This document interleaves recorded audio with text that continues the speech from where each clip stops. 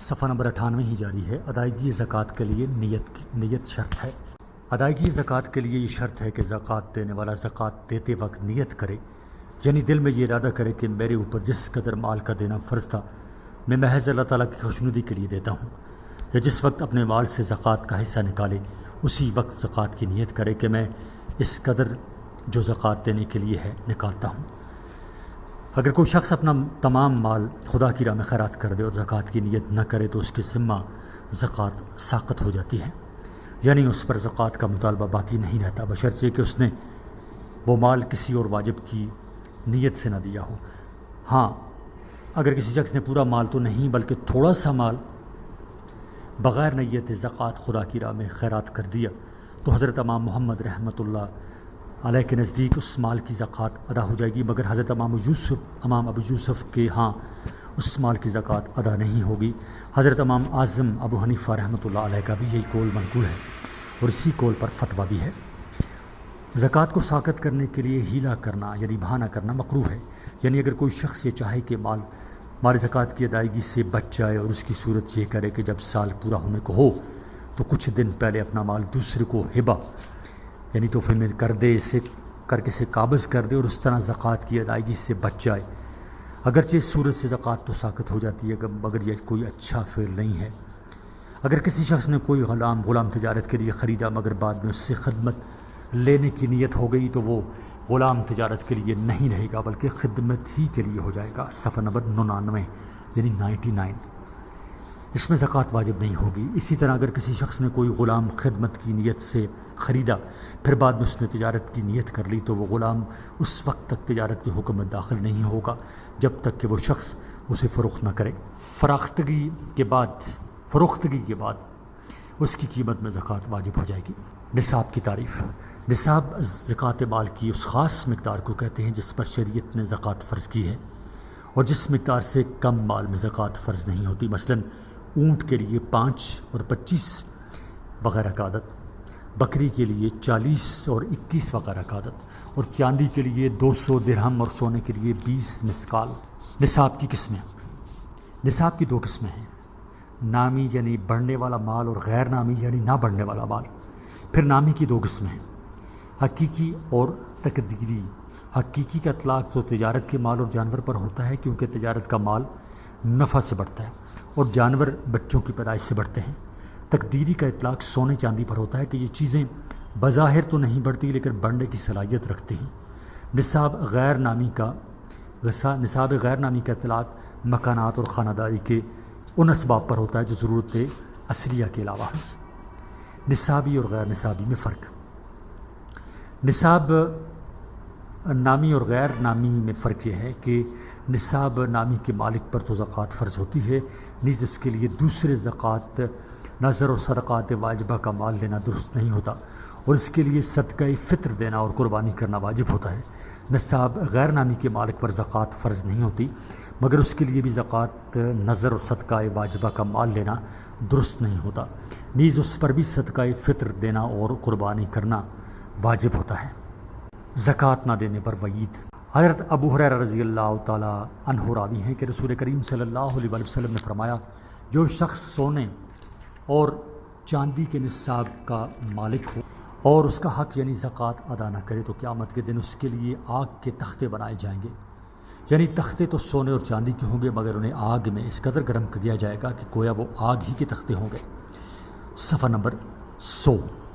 اسی لیے آپ نے آگے فرمایا کہ وہ تختے دوزخ کی آگ میں گرم کیے جائیں گے اور ان تختوں سے اس شخص کے پہلو، اس کی پیشانی اور اس کی پیٹھ داغی جائے گی، پھر ان تختوں کو اس بدن سے جدا کیا جائے گا اور آگ میں گرم کر کے پھر لایا جائے گا، یعنی جب وہ تختے ٹھنڈے ہو جائیں گے تو انہیں دوبارہ گرم کرنے کے لیے آگ میں ڈالا جائے گا اور وہاں سے نکال کر اس شخص کے بدن کو داغا جائے گا، اور اس دن کی مقدار کے جس میں یہ سلسلہ اسی طرح جاری رہے گا 50,000 سال کی ہوگی، یہاں تک کہ بندوں کا حساب کتاب ختم ہو جائے گا اور وہ شخص جنت یا دوزخ کی طرف اپنی راہ دیکھے گا۔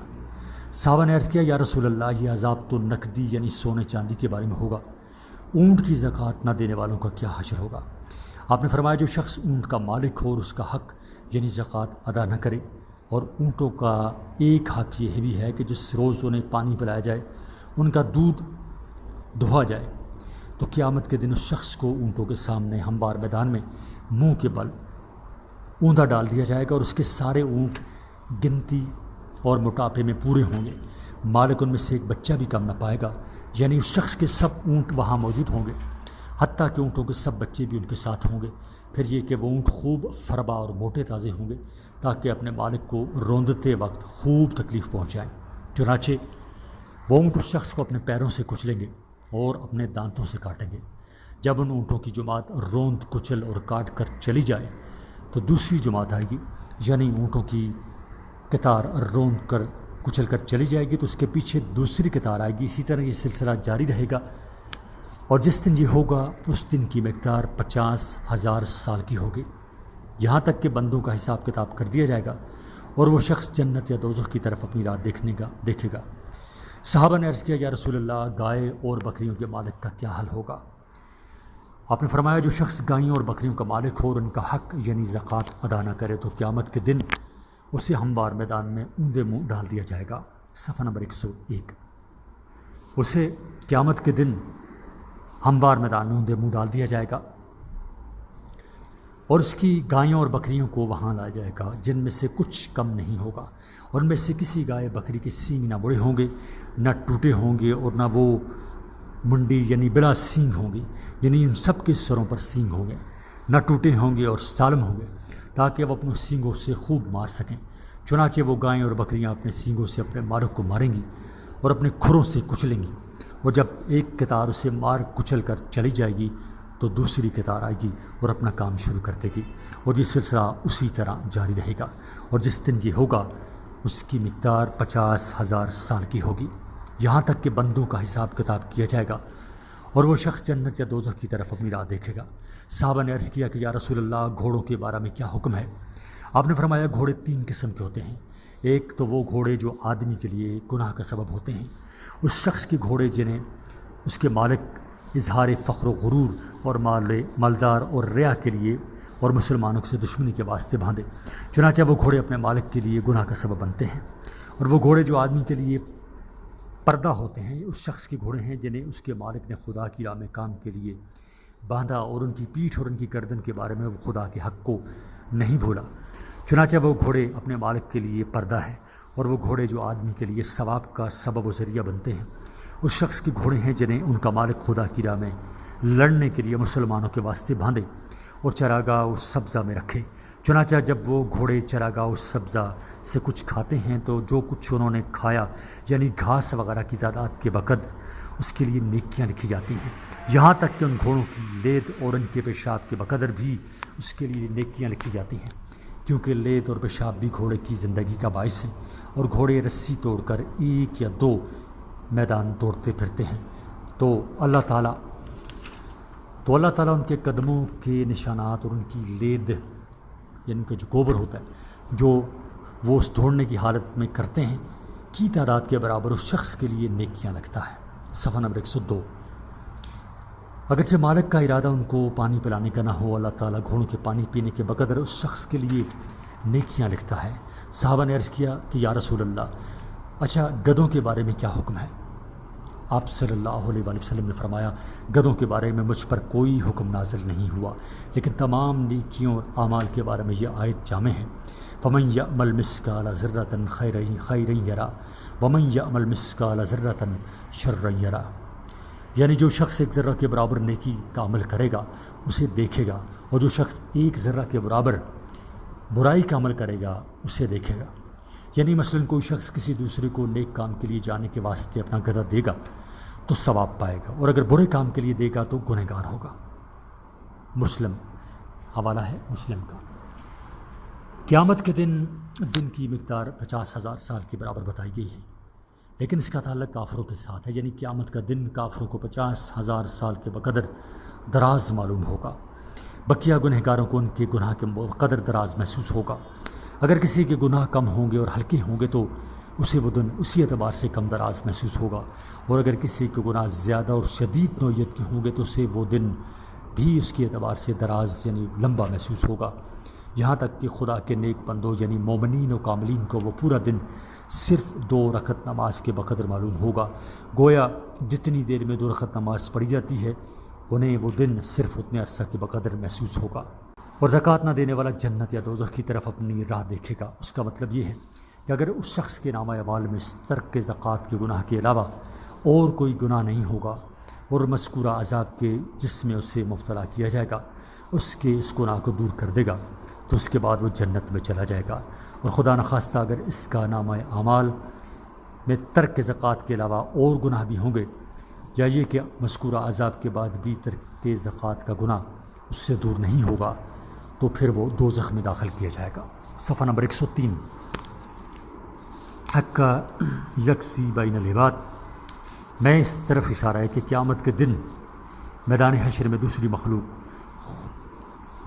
خدا تو حساب کتاب میں مشغول ہوگی مگر وہ لوگ جنہوں نے زکوٰۃ ادا نہیں کی تھی عذاب میں مبتلا ہوں گے۔ صفحہ نمبر 103 خزانے زمین میں پوشیدہ مال کے بیان میں سوال، حدیث کا ترجمہ کریں نیز اس حدیث کی روشنی میں اپنے مال کی زکوٰۃ ادا نہ کرنے میں جو اخروی نقصانات ہیں مفصل لکھیں۔ جواب، حدیث نمبر 1 ان نافع قال سئل ابن عمر عن الکنز فقال هو المال الذي لا تؤدي زکوٰۃہ۔ ترجمہ، حضرت النافع رحمۃ اللہ علیہ فرماتے ہیں کہ حضرت عبداللہ بن عمر رضی اللہ تعالیٰ عنہ سے کنز کے بارے میں سوال کیا گیا تو انہوں نے فرمایا کنز زمین میں پوشیدہ مال کو کہتے ہیں کنز جس کی زکوٰۃ ادا نہیں کی جاتی، تشریح اوپر گزر چکی ہے۔ حدیث نمبر 2 عن ابی ہریرہ قال من خان له مال ولم يؤد زکوٰۃہ وسل له یوم القیامة شجاعا اقرہ له زبیبتان یطلبہ حتی یمکنہ فیقول انا کنزک۔ حضرت ابو ہریرہ رضی اللہ تعالیٰ عنہ سے روایت ہے کہ آپ صلی اللہ علیہ وسلم نے فرمایا کہ جس کے پاس مال ہو اور اس نے اس کی زکوٰۃ ادا نہ کی تو وہ مال قیامت کے دن گنجے سام کی طرح ہوگا جس کی آنکھوں پر 2 سیاہ نقطے ہوں گے جو اس پر حملہ آور ہوگا حتیٰ کہ اس پر قابو پا لے گا اور وہ مال پکارے گا میں ہی تیرا مال ہوں۔ تشریح، گنجے سام کا مطلب یہ ہے کہ اس کے سر پر بال نہیں ہوں گے اور یہ گنجا پن سانپ کے بہت زیادہ زہریلا اور دراز عمر ہونے کی علامت ہے۔ بخاری شریف میں یہ حدیث ان الفاظ کے ساتھ ہے۔ حضرت ابو ہریرہ رضی اللہ تعالیٰ عنہ سے روایت ہے کہ رسول کریم صلی اللہ علیہ وسلم نے فرمایا جس شخص کو اللہ تعالیٰ نے مال و زر دیا اور اس نے اس کی زکوٰۃ ادا نہیں کی تو قیامت کے دن اس کا مال و زر گنجے سانپ کی شکل میں تبدیل کیا جائے گا۔ صفحہ نمبر 104 جس کی آنکھوں پر 2 سیاہ نقطے ہوں گے، پھر وہ سانپ اس شخص کے گلے میں بطور توق ڈالا جائے گا اور وہ سانپ اس شخص کی دونوں باچھیں پکڑے گا اور کہے گا کہ میں تیرا مال ہوں، تیرا خزانہ ہوں۔ اس کے بعد آپ نے یہ آیت پڑھی وَلَا يَحْسَبَنَّ الَّذِي يَبْخَلُونَ، وہ لوگ جو بخل کرتے ہیں یہ گمان نہ کریں۔ وَلِلَّهِ آخر الآیہ، یعنی آخر تک آیت کے یہ حضرت صلی اللہ علیہ وسلم صفحہ نمبر 104 حضرت صلی اللہ علیہ وسلم نے اپنے ارشاد گرامی کے بعد بطور استدلال آیت کریمہ کی تلاوت فرما کر آگاہ فرمایا کہ خوب اچھی طرح سن لو کہ اللہ تعالیٰ بھی یہی ارشاد فرماتا ہے۔ چنانچہ پوری آیت یہ ہے وَلَا يَحْسَبَنَّ الَّذِينَ يَبْخَلُونَ بِمَا آتَاهُمُ اللَّهُ مِنْ فَضْلِهِ هُوَ خَيْرٌ لَهُمْ بَلْ هُوَ شَرٌّ لَهُمْ سَيَتُوقُونَ مَا بخلوا بہی یوم القیامہ۔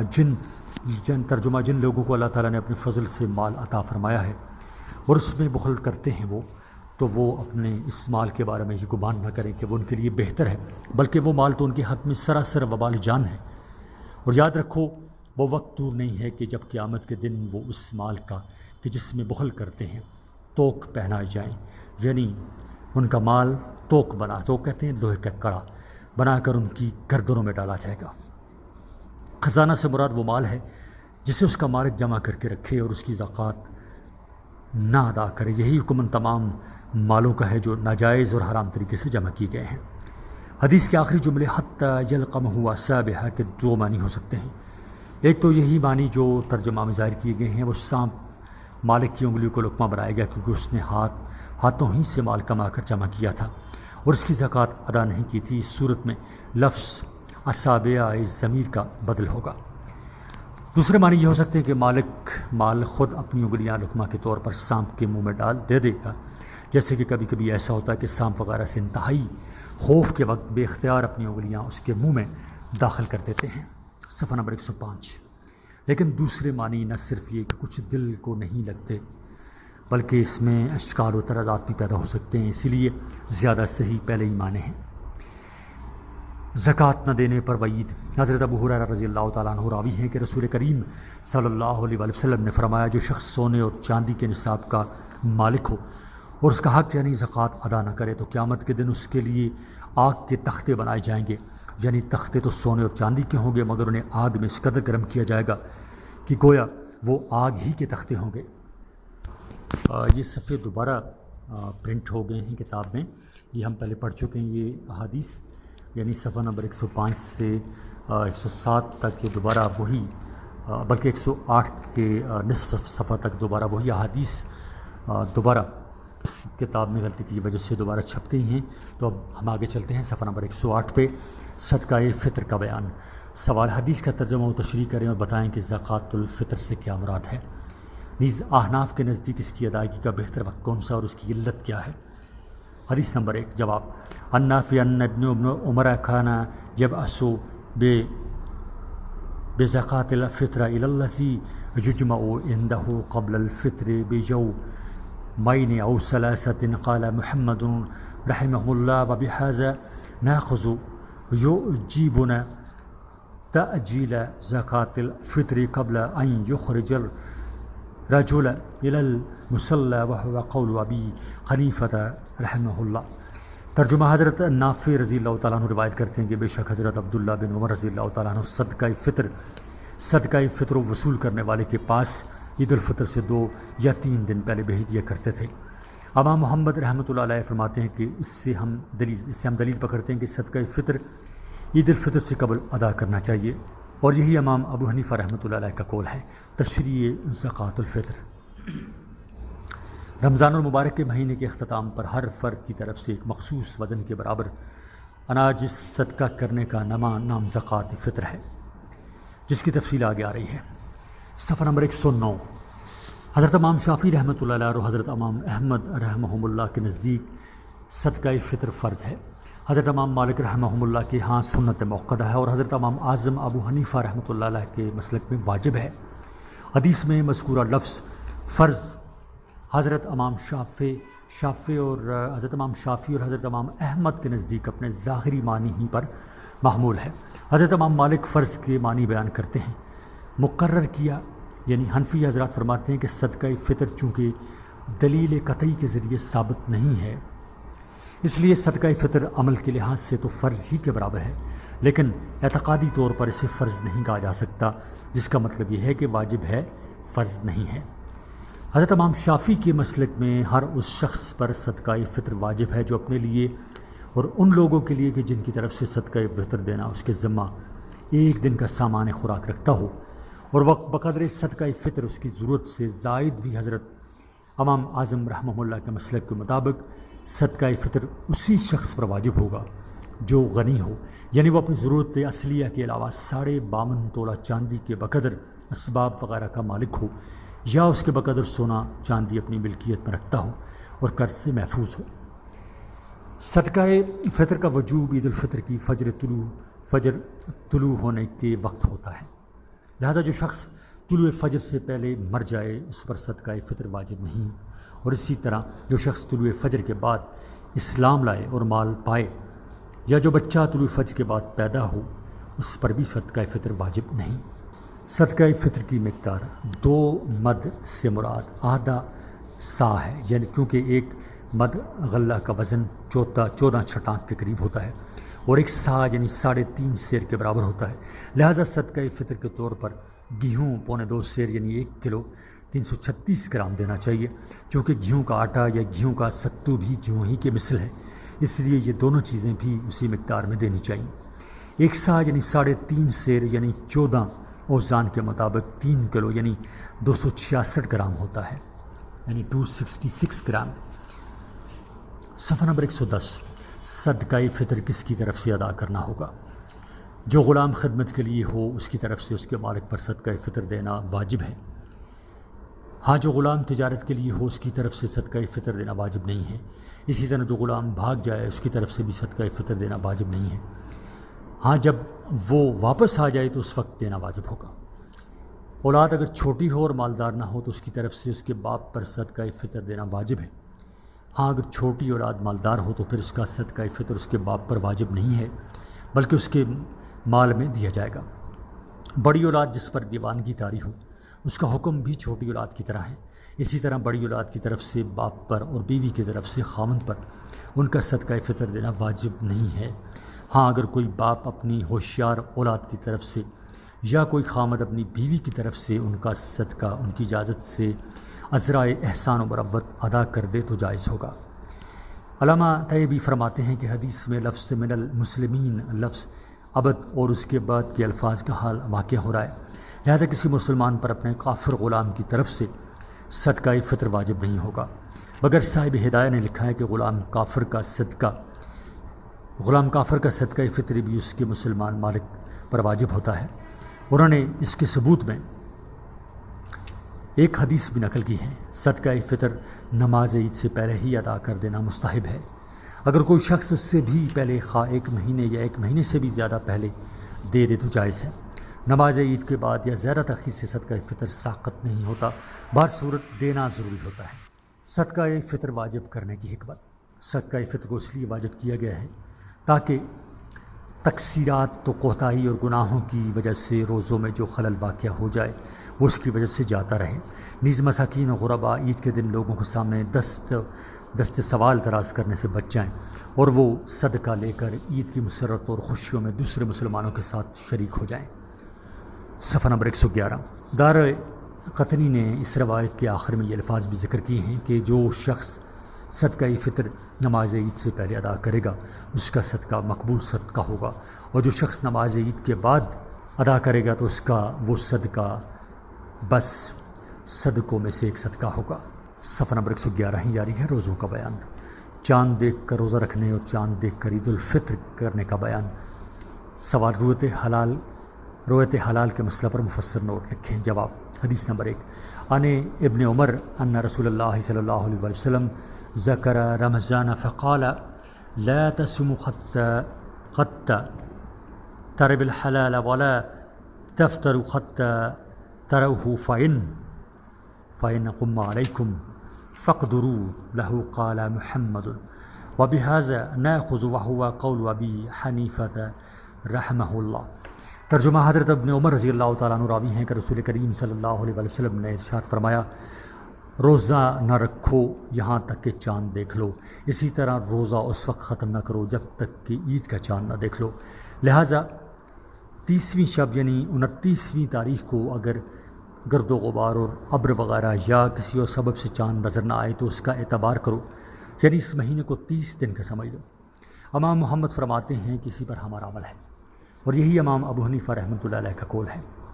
تشریح، مطلب یہ ہے کہ جب تک چاند نہ دیکھ لو یا معتبر شہادت اور معتبر ذرائع سے جب تک رویت حلال ثابت نہ ہو جائے نہ تو روزہ رکھو اور نہ روزہ ختم کر کے عید مناؤ۔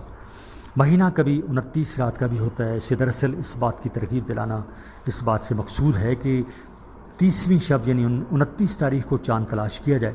چنانچہ علماء لکھتے ہیں کہ شعبان کی 29ویں تاریخ کو لوگوں پر واجب کفایہ ہے کہ رمضان کا چاند دیکھنے کی کوشش کریں۔ ایک روایت کے الفاظ یہ ہیں کہ آپ صلی اللہ علیہ وسلم نے فرمایا، مہینہ کبھی 30 رات کا بھی ہوتا ہے، اس لیے جب تک چاند نہ دیکھ لو رمضان کی نیت سے روزہ نہ رکھو، اور اگر 29 تاریخ کو ابر وغیرہ یعنی بادل وغیرہ ہوں اور چاند نظر نہ آئے تو 30 دن پورے کرو، یعنی 30 دن کا مہینہ سمجھو۔ بخاری و مسلم۔ صفحہ نمبر 112 شک والے دن کا روزہ۔ حضرت عمار بن یاسر رضی اللہ تعالیٰ عنہ کا ارشاد ہے کہ جس شخص نے شک والے دن کو روزہ رکھا اس نے ابو القاسم صلی اللہ علیہ وسلم کی نافرمانی کی۔ ابو داؤد، ترمذی، نسائی، ابن ماجہ اور دارمی سے یہ حدیث لی گئی ہے، اس کا حوالے ہیں۔ شعبان کی 30ویں شب یعنی 29 تاریخ کو بادل وغیرہ کی وجہ سے چاند نہیں دیکھا گیا، مگر ایک شخص نے چاند دیکھنے کی شہادت دی اور اس کی شہادت قبول نہیں کی گئی۔ اسی طرح 2 فاسق لوگوں نے چاند دیکھنے کی گواہی دی اور ان کی گواہی قبول نہیں کی گئی۔ اس کی صبح کو جو دن ہوگا یعنی 30 تاریخ کو یوم الشک یعنی شک کا دن کہلائے گا، کیونکہ اس دن کے بارے میں یہ بھی احتمال ہوتا ہے کہ رمضان شروع ہو گیا ہو اور یہ بھی احتمال ہوتا ہے کہ رمضان شروع نہ ہوا ہو، لہٰذا اس غیر یقینی صورت کی وجہ سے اسے شک کا دن کہا جاتا ہے۔ ہاں اگر 29 تاریخ کو بادل وغیرہ نہ ہوں اور کوئی بھی شخص چاند نہ دیکھے تو 30 تاریخ کو یوم الشک نہ کہیں گے۔ اس حدیث میں اسی دن کے بارے میں فرمایا گیا ہے کہ شک والے دن کو رمضان یا کسی واجب کی نیت سے روزہ رکھنا مکروہ ہے، البتہ اس دن نفل روزہ رکھنے کے بارے میں کچھ تفصیل ہے۔ چنانچہ اگر کوئی شخص شعبان کی پہلی ہی تاریخ سے نفل روزہ رکھتا چلا آ رہا ہو یا 30 تاریخ سے اتفاق سے اس دن ہو جائے کہ جس میں کوئی شخص روزہ رکھنے کا عادی ہو، جس کی وضاحت پہلے کی جا چکی ہے، تو اس کے لیے اس دن روزہ رکھنا افضل ہوگا۔ اسی طرح شک والے دن کو روزہ رکھنا اس شخص کے لیے بھی افضل ہے جو شعبان کے آخری 3 دنوں میں روزے رکھتا ہو، اور اگر یہ صورتیں نہ ہوں تو پھر یوم الشک کا مسئلہ یہ ہے کہ خواص تو اس دن نفل کی نیت کے ساتھ روزہ رکھ لیں اور عوام دوپہر تک کچھ کھائے پیے بغیر انتظار کریں، یعنی حکمران جو ہیں، جو اہل اقتدار ہیں، وہ تو روزہ رکھ لیں، اور جو عوام ہے، رعایا ہے، وہ اس دن نفل کی نیت کے ساتھ روزہ رکھ لیں اور عوام دوپہر تک کچھ کھائے پیے بغیر انتظار کریں۔ اگر چاند کی کوئی قابل قبول شہادت نہ آئے تو دوپہر کے بعد افطار کر لیں۔ حضرت ابن عمر رضی اللہ تعالیٰ عنہ اور دوسرے صحابہ کا یہ معمول نقل کیا جاتا ہے، صفحہ نمبر 113، کہ حضرات شعبان کی 29 تاریخ کو چاند تلاش کرتے، اگر چاند دیکھ لیتے یا معتبر شہادت کے ذریعے رؤیت حلال کا ثبوت ہو جاتا تو اگلے روز روزہ رکھتے، ورنہ بصورت دیگر بادل اور غبار وغیرہ سے مطلع صاف ہونے کی صورت میں روزہ نہ رکھتے۔ ہاں اگر مطلع صاف نہ ہوتا تو روزہ رکھ لیتے تھے، اور علماء فرماتے ہیں کہ اس صورت میں ان کا یہ روزہ نفل ہوتا تھا۔ شہادت ہلال۔ حضرت ابن عباس رضی اللہ تعالیٰ عنہ کہتے ہیں کہ ایک اعرابی نبی کریم صلی اللہ علیہ وسلم کی خدمت میں حاضر ہوا اور کہنے لگا کہ میں نے رمضان کا چاند دیکھا ہے۔ حضرت صلی اللہ علیہ وسلم نے اس سے فرمایا کہ تم کیا اس بات کی گواہی دیتے ہو کہ اللہ کے سوا کوئی معبود نہیں ہے؟ اس نے کہا کہ ہاں۔ آپ صلی اللہ علیہ وسلم نے فرمایا کہ کیا تم اس بات کی گواہی دیتے ہو کہ محمد صلی اللہ علیہ وسلم اللہ کے پیغمبر ہیں؟ اس نے کہا ہاں۔ اس کے بعد حضرت صلی اللہ علیہ وسلم نے حضرت بلال رضی اللہ عنہ سے فرمایا کہ بلال لوگوں میں اعلان کر دو کہ کل روزہ رکھیں۔ حوالے ہیں ابو داؤد، ترمذی، نسائی، ابن ماجہ اور دارمی سے۔ یہ حدیث اس بات پر دلالت کرتی ہے کہ اگر شہادت دینے والا شخص ایسا ہو جس کے حالات لوگ نہ جانتے ہوں، یعنی اس کا فاسق ہونا معلوم نہ ہو، تو رمضان کے چاند کے بارے میں اس کی شہادت معتبر اور قابل قبول ہوگی۔ نیز یہ کہ رمضان کے چاند کی گواہی دیتے ہوئے لفظ شہادت کا استعمال شرط نہیں ہے۔ رمضان کے چاند کی شہادت میں صرف ایک شخص کی گواہی قبول کی جا سکتی ہے، چنانچہ حنفی مسلک میں صحیح مسئلہ یہی ہے کہ حلال رمضان کی رویت ایک عادل یا مستور الحال شخص کی شہادت سے ثابت ہو جاتی ہے۔ نیز یہ کہ حلال رمضان کی شہادت میں لفظ شہادت کا استعمال شرط نہیں ہے، مگر ایک شخص کی گواہی اسی صورت میں معتبر ہوگی جبکہ مطلع ابرآلود یعنی غبار آلود ہو۔ اگر عید کی چاند رات کو بادل یا غبار وغیرہ ہو تو پھر 2 مرد یا 1 مرد اور 2 عادل و آزاد عورتوں کی شہادت ہی معتبر ہوگی۔ نیز یہ کہ اس موقع پر لفظ شہادت کا استعمال بھی شرط ہوگا۔ پھر موقع و محل کے پیش نظر شہادت کی صورت بھی بدلتی رہتی ہے۔ مطلع صاف ہو یعنی موسم صاف ہو تو جماعت کثیرہ کی شہادت ضروری ہوگی، یعنی بہت سے لوگوں کی شہادت چاہیے ہوگی۔ صفحہ نمبر 114۔ چاند دیکھنے کے بعد کی دعا۔ حضرت عبداللہ بن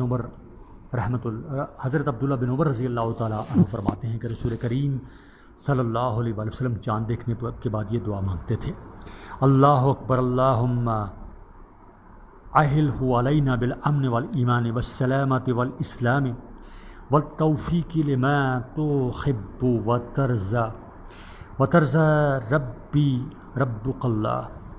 اللہ اکبر، اے اللہ ہم پر یہ چاند امن و ایمان اور سلامتی اور اسلام کے ساتھ گزار اور اس چیز کی توفیق دے جو تجھے پسند ہو اور جس پر تو راضی ہو۔ میرا اور تیرا رب اللہ ہے۔ حلال رمضان۔ نمبر 1، صاحب ہدایہ فرماتے ہیں، صفحہ نمبر 114 ہی جاری ہے۔ صاحب ہدایہ فرماتے ہیں کہ شعبان کی 29 تاریخ میں لوگوں کے لیے مناسب ہے کہ رمضان کا چاند دیکھنے کی کوشش کریں۔ اگر نظر آ جائے تو روزہ رکھ لیں، ورنہ شعبان کے 30 دن پورا کر لیں، پھر روزہ رکھ لیں کیونکہ رسول کریم صلی اللہ علیہ وسلم کا ارشاد ہے، سومو لیرو ویاتے ہی و افطرو لیرو رویاتے ہی فَإِنْ غُمَّ عَلَيْكُمْ فَأَكْمِلُوا عِدَّةَ شَعْبَانَ ثَلَاثِينَ، کہ چاند دیکھ کر روزہ رکھو اور چاند دیکھ کر افطار کرو، یعنی عید کرو، اور اگر بادل یا گرد کی وجہ سے تمہیں چاند نظر نہ آئے تو شعبان کی 30 دن پورے کرو۔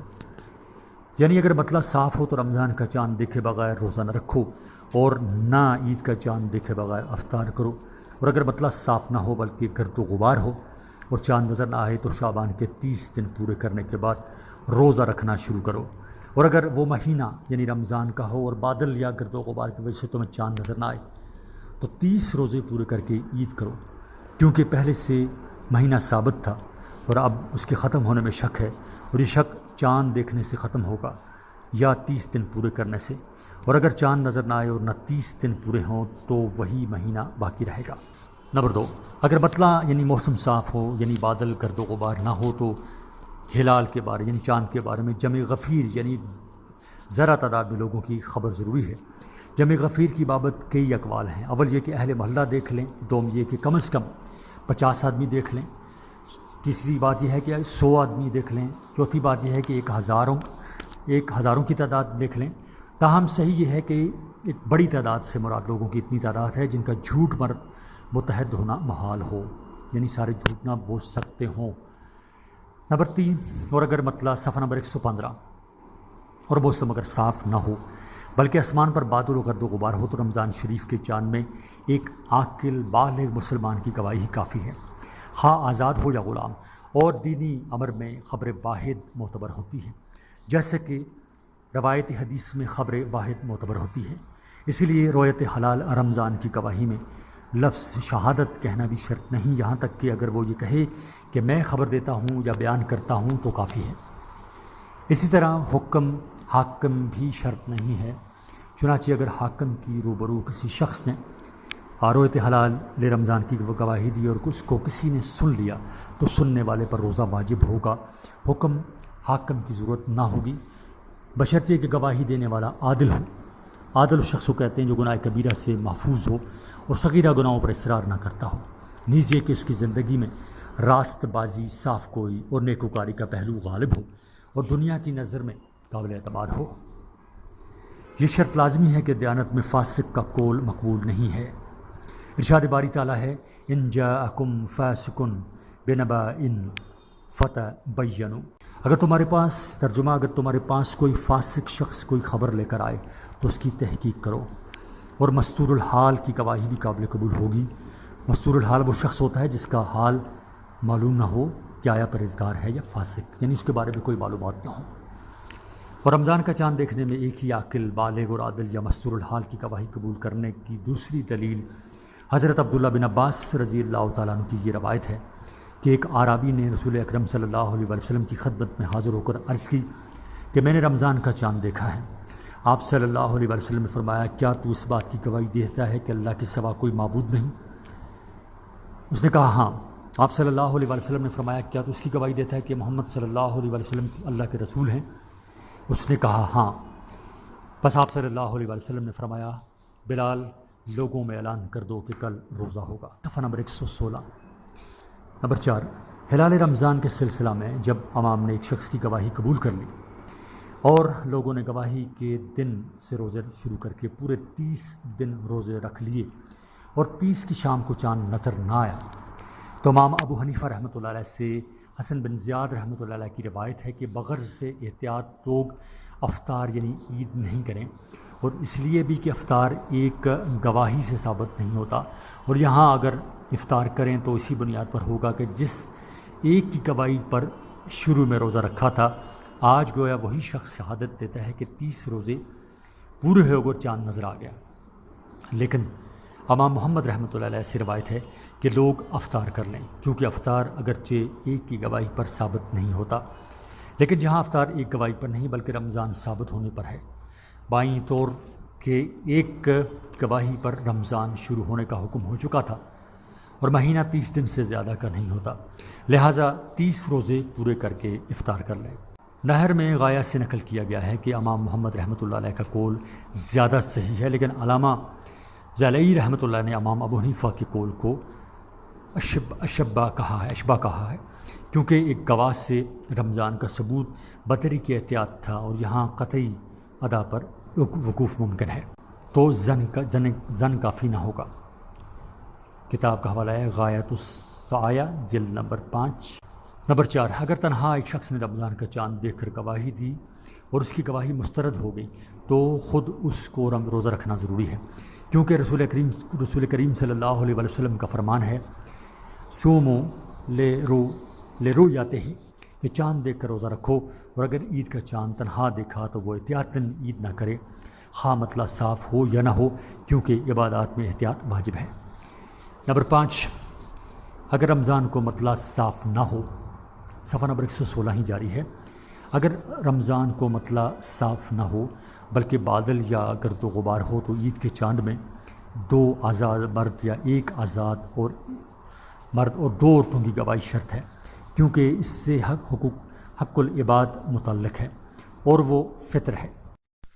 عزیز طلبہ، یہ آڈیو ریکارڈنگ آپ کے لیے ہیومینیٹیرین ڈیولپمنٹ آرگنائزیشن ایبٹ آباد کے ذریعے اہتمام کی گئی۔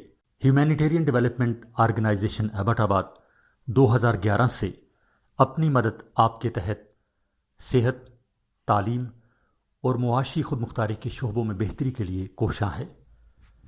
ادارہ نے نہ صرف خیبر پختونخوا بلکہ ملک بھر کے نابینا طلباء کی تعلیمی مشکلات اور رکاوٹوں کو دور کرنے کے لیے FA تا ماسٹرز لیول کی نصابی کتب اور کورسز، جن میں علامہ اقبال اوپن یونیورسٹی کے کورسز بھی شامل ہیں، کو آڈیو ریکارڈنگ میں منتقل کرنے کا اہتمام کیا ہے، تاکہ نابینا طلباء اعلیٰ تعلیم تک رسائی حاصل کر کے ملک و قوم کی ترقی اور خوشحالی میں اپنا بھرپور کردار ادا کر سکیں۔ یہ تمام آڈیو ریکارڈنگز نابینا طلباء کو بالکل مفت فراہم کی جا رہی ہیں۔ نابینا طلباء کے علاوہ دیگر طلباء بھی اس تعلیمی سہولت سے استفادہ کر سکتے ہیں۔ ہیومینیٹیرین ڈیولپمنٹ آرگنائزیشن ایبٹ آباد، ای میل HDOATD@gmail.com، ویب سائٹ HDORG.net، رابطہ نمبر 03459541-838، یعنی 0345 95 41 838۔ صفحہ نمبر 117، رؤیت ہلال کے ثبوت کے لیے شرعی طریقہ کار۔ جب کسی علاقہ میں مطلع صاف نہ ہو، یعنی آسمان پر بادل یا گرد و غبار ہو اور وہاں پر عید کا چاند عام نظر نہ آئے، تو چاند کے ثبوت کے لیے محققین علماء نے مندرجہ ذیل طریقے بیان کیے ہیں۔ شہادت علی رؤیت، یعنی کسی قاضی یا مفتی کے سامنے 2 مسلمان عادل گواہوں میں سے ایک یہ کہے کہ میں گواہی دیتا ہوں کہ میں نے عید کا چاند خود دیکھا ہے۔ شہادت علی الشہادت، گواہی پر گواہی، یعنی جن لوگوں نے چاند دیکھا ہو وہ خود قاضی کے سامنے حاضر ہونے سے معذور ہوں، تو ہر گواہ کی گواہی پر 2 گواہ ہوں، اور وہ گواہ قاضی یا مفتی کے سامنے یہ گواہی دیں کہ ہمارے سامنے فلاں شخص نے یہ بیان کیا ہے کہ میں نے فلاں رات فلاں جگہ اپنی آنکھوں سے چاند دیکھا ہے، اور یہ الفاظ کہیں کہ میں گواہی دیتا ہوں کہ فلاں بن فلاں نے مجھے اپنی شہادت پر گواہ بنایا ہے، اس لیے میں اس کی شہادت پر شہادت دیتا ہوں۔ خبر مستفیض، یعنی جس علاقے میں چاند دیکھا گیا ہے وہاں سے متعدد جماعتیں آ کر یہ خبر دیں کہ اس علاقہ میں عید کا چاند فلاں رات دیکھا گیا ہے۔ خبر دینے والوں کی تعداد اتنی ہونی چاہیے کہ جس سے چاند کی رؤیت کا زن غالب ہو جائے۔ شہادت القضاء، یعنی 2 مسلمان یہ گواہی دیں کہ ہمارے سامنے فلاں قاضی نے شہادت یا خبر مستفیض کی بنیاد پر رؤیت ہلال کا فیصلہ کیا ہے۔ کتاب القاضی الی القاضی، یعنی ایک قاضی دوسرے شہر کے قاضی کے نام خط لکھے کہ میرے سامنے اس مضمون پر شہادت شرعیہ ہوئی، اور اس خط میں اپنا اور مکتوب الیہ کا پورا نام و نشان درج کرے، اور وہ خط 2 عادل گواہ اس قاضی کے پاس لا کر گواہی دیں کہ یہ خط آپ کے نام فلاں قاضی نے ہم کو دیا ہے اور ہمیں گواہ کیا کہ یہ خط اس کا ہے۔ اب یہ قاضی اس گواہی پر فیصلہ کر سکتا ہے۔ صفحہ نمبر 118۔ تار، ٹیلی فون یا خط کے ذریعے شہادت کا حکم۔ تار، ٹیلی فون یا خط کے ذریعے اگر کوئی شخص شہادت دے گا تو وہ شرعاً معتبر نہ ہوگی، کیونکہ گواہ کا گواہی دیتے وقت قاضی کی عدالت میں موجود ہونا ضروری ہے تاکہ قاضی اس پر جرا کر کے اس کے عادل، صادق یا فاسق ہونے کا فیصلہ کر سکے۔ ریڈیو ٹی وی کے ذریعے اعلان کا حکم۔ جب قاضی یا ہلال کمیٹی کسی شہادت کو معتبر سمجھ کر رویت ہلال کا فیصلہ کرے تو اس فیصلے کا ریڈیو یا ٹی وی کے ذریعے ملک گیر اعلان کرنا جائز اور قابل عمل ہے، کیونکہ فقہائے کرام نے توپ کی گونجدار آواز اور قندیلوں کی روشنی کو ترک موجبہ میں شمار کیا ہے۔ حالانکہ توپوں کے گولوں یا قندیلوں کی روشنی میں نہ کوئی عبارت ہے اور نہ کوئی نص ہے، بلکہ محض گڑگڑاہٹ اور روشنی ہے، جبکہ ریڈیو ٹی وی پر اعلان کرنے والا اپنی آواز سے رویت ہلال کا اعلان کرتا ہے اور ٹی وی پر اعلان کرنے والا خود نمودار بھی ہوتا ہے۔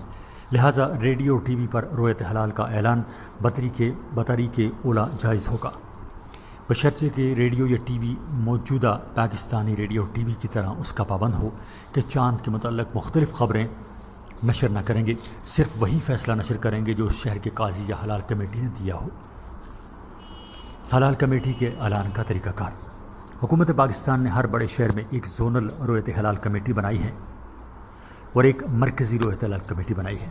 جس شہر میں چاند کا اثبات شرعی ہو جائے اس شہر کی حلال کمیٹی چاند کا فیصلہ کرتی ہے اور اپنے اعلان سے مرکزی رویت ہلال کمیٹی کو مطلع کرتی ہے، اور مرکزی حلال کمیٹی کا چیئرمین ریڈیو اور ٹی وی کے ذریعے اس فیصلے کا اعلان پورے ملک میں نشر کرتا ہے۔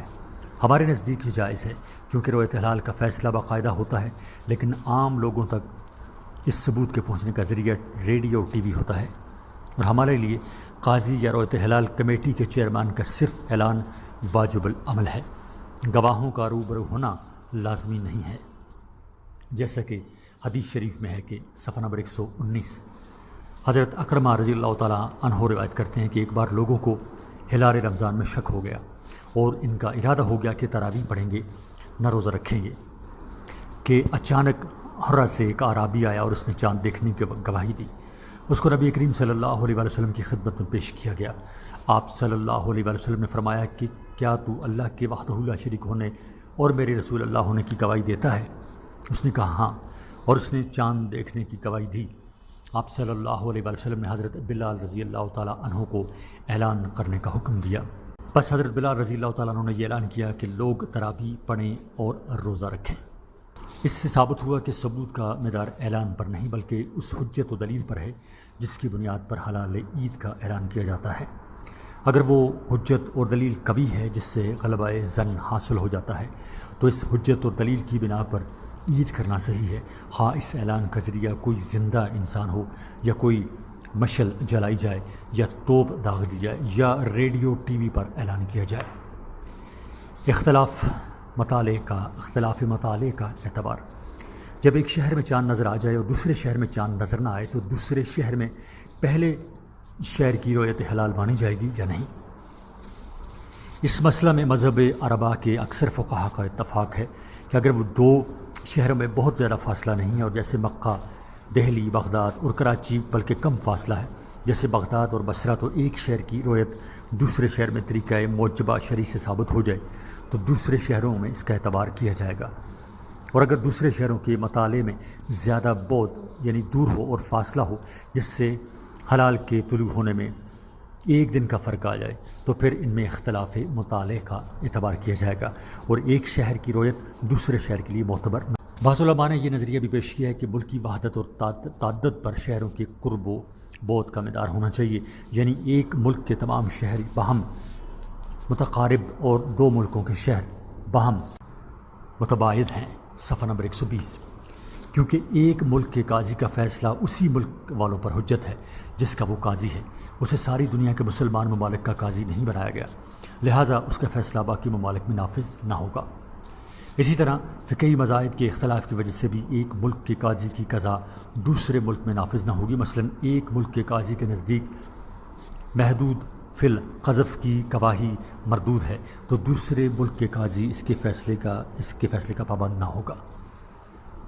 اختلاف مطالعے پر حدیث سے استدلال۔ حضرت قریب بیان کرتے ہیں کہ حضرت امام فضل بنت حارث نے انہیں حضرت امیر معاویہ رضی اللہ تعالیٰ عنہ کے پاس ملک شام میں بھیجا۔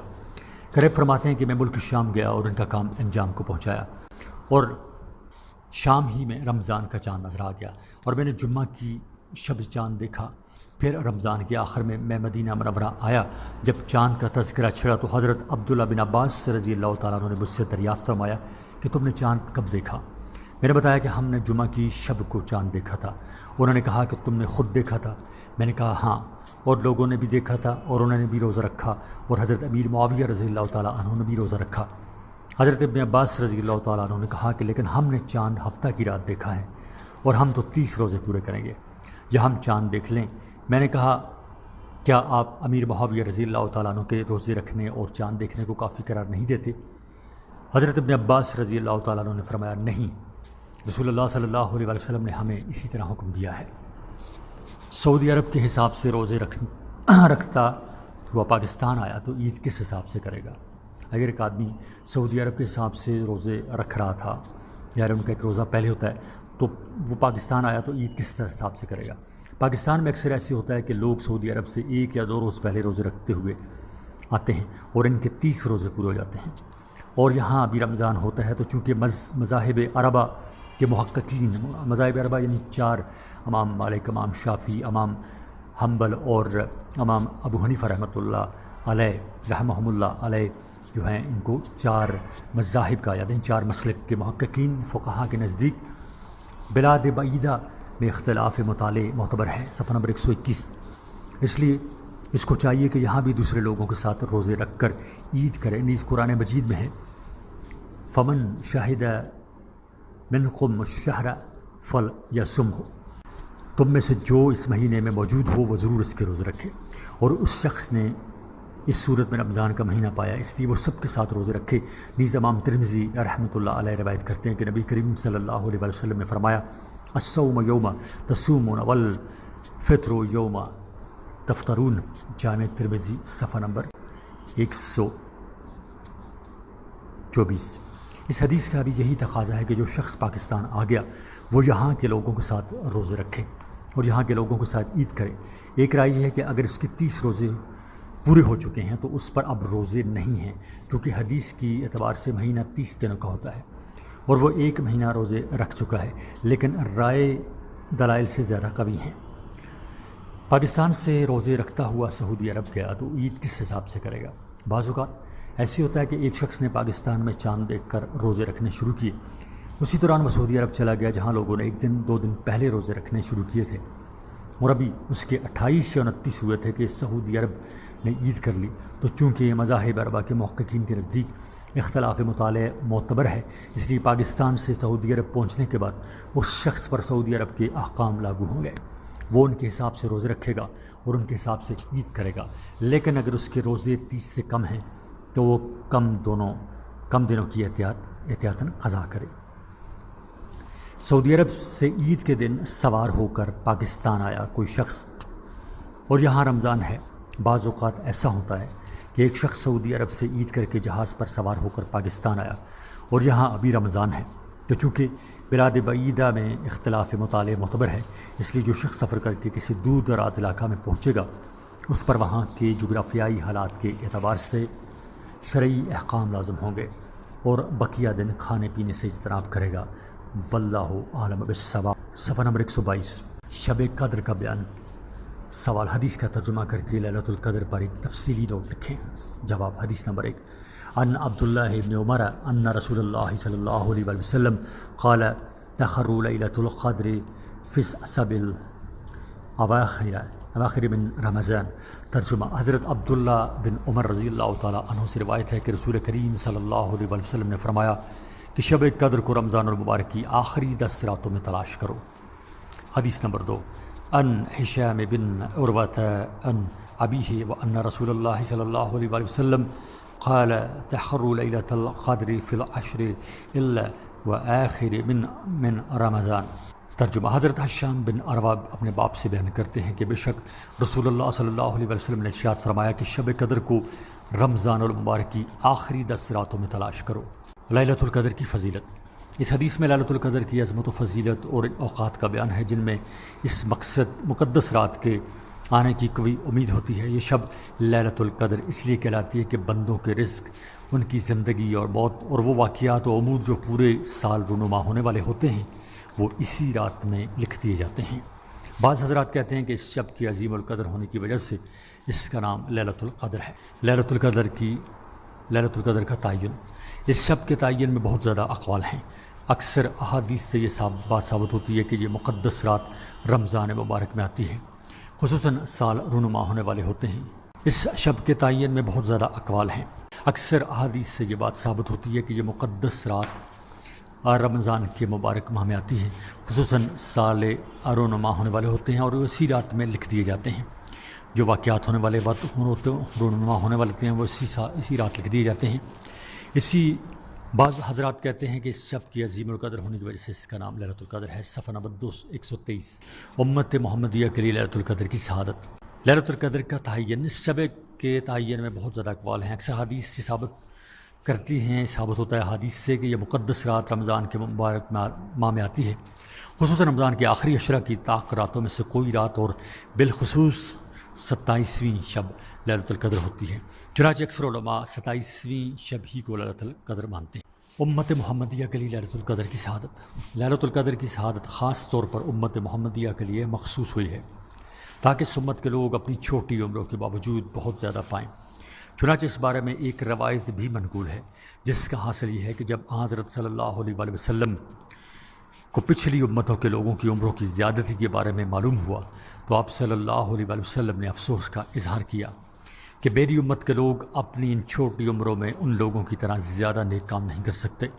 چنانچہ اللہ تعالیٰ نے آپ صلی اللہ علیہ وسلم کے واسطہ سے پوری امت کو لیلۃ القدر کی عظیم شہادت عطا فرمائی جو 1000 مہینہ سے بہتر ہے۔ ایک اور روایت میں جو ابن ابی حاتم سے منقول ہے بیان کیا گیا ہے کہ ایک دن نبی کریم صلی اللہ علیہ وسلم نے بنی اسرائیل کے 4 اشخاص کا ذکر کیا کہ انہوں نے 80 برس تک اللہ رب العزت کی عبادت کی اور ان کا ایک لمحہ بھی خدا کی نافرمانی میں نہیں گزرا، اور وہ اشخاص تھے نمبر 1 حضرت ایوب علیہ السلام، حضرت زکریا علیہ السلام، حضرت حزقیل علیہ السلام اور حضرت یوشع بن نون علیہ السلام۔ یہ سن کر صحابہ کرام بہت زیادہ تعجب کرنے لگے اور متمنی ہوئے کہ کاش ہماری بھی اتنی لمبی عمریں ہوتی کہ ہم بھی اتنی طویل مدت تک اللہ تعالیٰ کی عبادت میں مشغول رہتے۔ صفحہ نمبر 124۔ پھر حضرت جبرائیل علیہ السلام حضرت صلی اللہ علیہ وسلم کے پاس تشریف لائے اور کہنے لگے کہ اے محمد، آپ کی امت ان لوگوں کی 80 برس کی عبادت پر متحجب ہوتی ہے، تو سنیے کہ اللہ تعالیٰ نے خیر و بھلائی عطا فرمائی۔ چنانچہ انہوں نے حضرت صلی اللہ علیہ وسلم کے سامنے یہ آیت انا انزلناہ فی لیلۃ القدر پوری صورت پڑھی جس کے ذریعے یہ عظیم بشارت عطا فرمائی گئی ہے کہ لیلۃ القدر جو آپ صلی اللہ علیہ وسلم کو اور آپ کی پوری امت کو عطا کی گئی ہے اس چیز سے بہتر ہے جس کے لیے آپ صلی اللہ علیہ وسلم اور آپ کی امت متعجب اور متمنی ہیں۔ اس عظیم سعادت و خوش بختی پر سرکار دو عالم صلی اللہ علیہ وسلم بہت زیادہ خوش ہوئے۔ اس موقع پر یہ بات ملحوظ رہنی چاہیے کہ 1000 مہینہ کے 83 برس اور 4 مہینے ہوتے ہیں، کہ 1000 مہینوں کے اندر 83 یعنی 83 برس اور 4 مہینے ہوتے ہیں۔ اسی لیے فرمایا کہ آیت لیلۃ القدر خیر من الف شہر، یعنی لیلۃ القدر 1000 مہینہ سے بہتر ہے کہ جس سے 83 برس اور 4 مہینے ہوئے۔ لیلۃ القدر کے خاص فضائل۔ لیلۃ القدر میں اللہ رب العزت کی رحمت خاص کی تجلی آسمان دنیا پر غروب آفتاب کے وقت سے صبح تک ہوتی ہے۔ اس شب میں ملائکہ اور ارواح طیبہ صلحاء اور عابدین سے ملاقات کے لیے اترتی ہیں۔ اسی مقدس رات میں قرآن کریم کا نزول شروع ہوا۔ یہی وہ شب ہے جس میں ملائکہ کی پیدائش ہوئی۔ اسی شب میں آدم علیہ السلام کا مادہ جمع ہونا شروع ہوا۔ اسی شب میں جنت میں درخت لگائے گئے۔ اسی شب میں عبادت کا ثواب دوسرے اوقات کی عبادت سے کہیں زیادہ ہوتا ہے، اور یہی وہ مقدس شب ہے جس میں بندہ کی زبان و قلب سے نکلی ہوئی دعا بارگاہ رب العزت میں قبولیت سے نوازی جاتی ہے۔ شریعت نے واضح طور پر کسی شب کو متعین کر کے نہیں بتایا ہے کہ لیلۃ القدر فلاں شب ہے، گویا اس شب کو پوشیدہ رکھا گیا ہے۔ اس کی وجہ یہ ہے کہ اگر واضح طور پر اس شب کی نشاندہی کر دی جاتی تو عبادات و طاعات کی طرف لوگوں کا میلان نہ رہتا، بلکہ صرف اسی شب میں عبادت کر کے یہ سمجھ لیتے کہ ہم نے پورے سال کی عبادت سے بھی زیادہ ثواب حاصل کر لیا۔ اس لیے اس شب کو متعین نہیں کیا گیا تاکہ لوگ عبادات و طاعات میں ہمہ وقت مصروف رہیں، صرف اسی شب پر اعتماد کر کے نہ بیٹھ جائیں۔ صفحہ نمبر 125۔ علماء لکھتے ہیں کہ جو شخص پورے سال عبادت خدا بندی کے لیے شب بیداری کو اختیار کرے گا تو انشاءاللہ اسے شب قدر کی سعادت ضرور حاصل ہوگی۔ اس لیے کہا گیا کہ من لم یعرف قدر اللیلۃ یعرف قدر اللیلۃ القدر، جس شخص نے رات کی قدر نہ پہچانی، یعنی عبادت خدا بندی کے لیے شب بیداری نہیں کی، وہ لیلۃ القدر کی عظمت و سعادت کو کیا پہچان پائے گا۔ بعض علماء فرماتے ہیں کہ اس رات کی کچھ ایسی علامتیں ہیں جو حدیث و آثار سے منقول ہیں، اور بعض علامتیں اہل کشف نے پہچانی ہیں۔ چنانچہ طبری نے ایک جماعت سے نقل کیا ہے کہ اس رات میں درخت بارگاہ رب العزت میں سجدہ ریز ہو جاتے ہیں اور زمین پر گر پڑتے ہیں اور پھر اپنی اصلی حالت پر آ جاتے ہیں۔ اسی طرح اس رات میں ہر چیز سجدہ کرتی ہے، لیکن صحیح بات یہ ہے کہ اس شب کے تعین کے سلسلہ میں ان چیزوں کا دیکھنا شرط نہیں ہے، کیونکہ اکثر لوگ اس مقدس شب کو پا لیتے ہیں، مگر نہ تو وہ درختوں کو سجدہ ریز دیکھتے ہیں اور نہ تمام چیزیں سجدہ کرتی نظر آتی ہیں۔ اس لیے ہو سکتا ہے کہ ایک ہی جگہ دو آدمی موجود ہوں، دونوں شب قدر کو پالیں، ان میں سے ایک کو علامتیں نظر آئیں مگر دوسرے کو ان میں سے کچھ بھی محسوس نہ ہو۔ بہرکیف سب سے بڑی علامت تو یہ ہے کہ اس مقدس رات میں عبادت خداوندی و ذکر و مناجات، خضوع اور حضور و اخلاص کی توفیق حاصل ہو جائے تو جانے کہ یہ عظیم سعادت حاصل ہو گئی۔ اس رات میں شب بیداری کے سلسلہ میں صحیح مسئلہ یہ ہے کہ رات کے اکثر حصہ میں عبادت خدا بندی کے لیے جاگتے رہنا معتبر ہے۔ ہاں اگر کوئی شخص پوری شب جاگتا رہے تو افضل ہے، بشرطیہ کہ اس کی وجہ سے کسی مرض میں تکلیف میں مبتلا نہ ہو جائے یا فرائض و سنن موقدہ میں نقص و خلل واقع ہو جانے کا خوف نہ ہو، ورنہ تو رات کے جس قدر حصے میں جاگنے اور عبادت و ذکر میں مشغول رہنے کی توفیق حاصل ہو جائے، انشاءاللہ مقصد حاصل ہو جائے گا۔ وَلَيْسَ لِلْإِنسَانِ إِلَّا مَا سَعَىٰ وَكَانَ سَعْيُهُ مَشْكُورًا رزقنا اللہ۔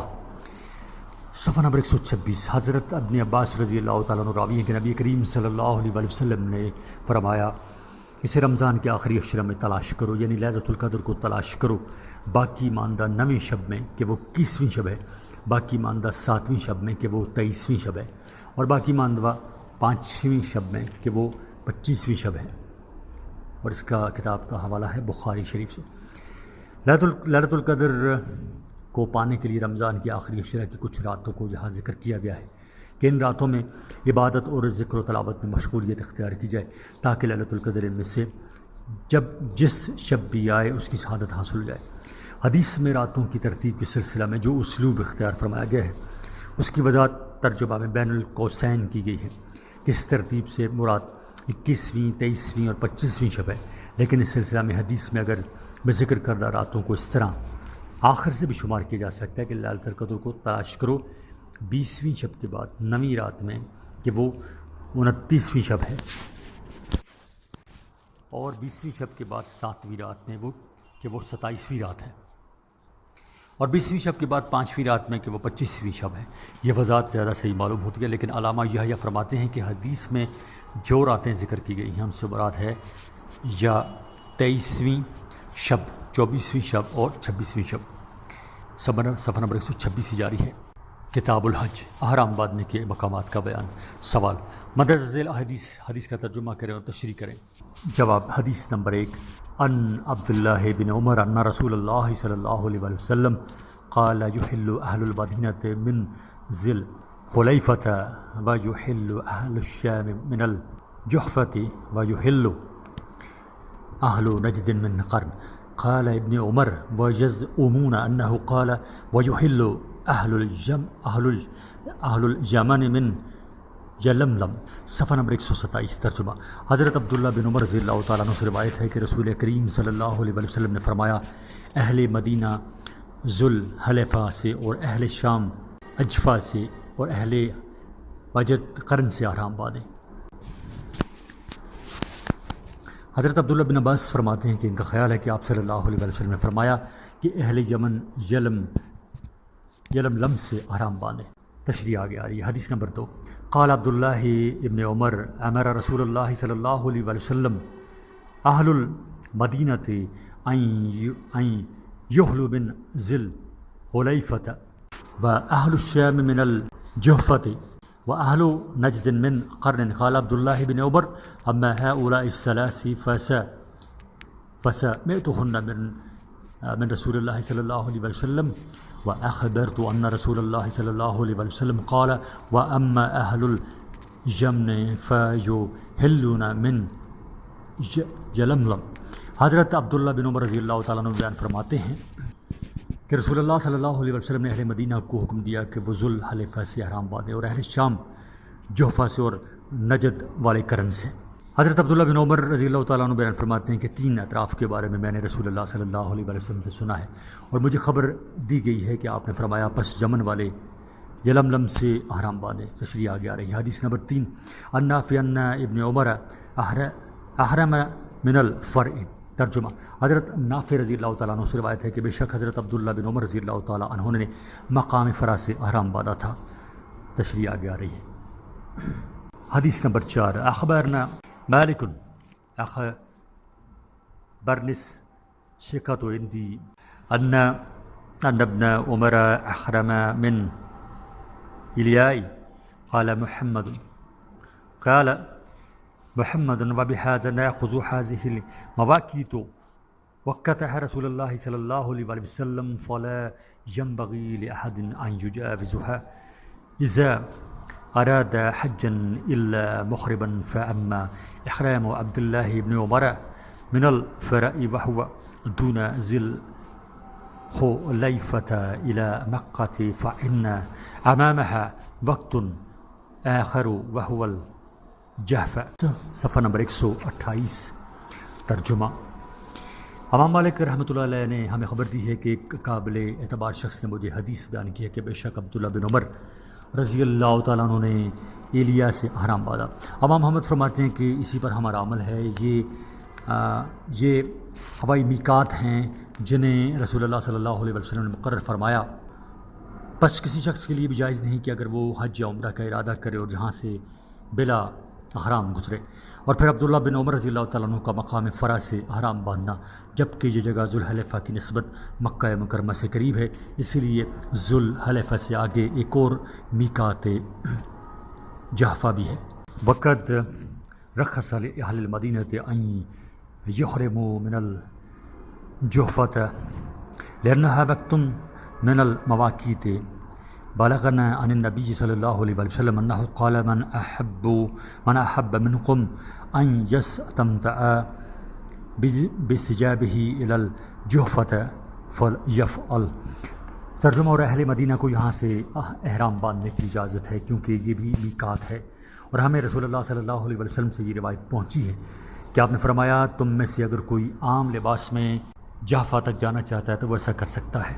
اخبرنا بذلك ابو یوسف عن اسحاق بن راشد عن محمد بن علی عن النبی صلی اللہ علیہ وسلم۔ ہمیں اسی طرح امام ابو یوسف نے اسحاق بن راشد سے خبر دی کہ وہ ابو جعفر بن علی سے روایت کرتے ہیں کہ انہوں نے نبی کریم صلی اللہ علیہ وسلم سے روایت کی۔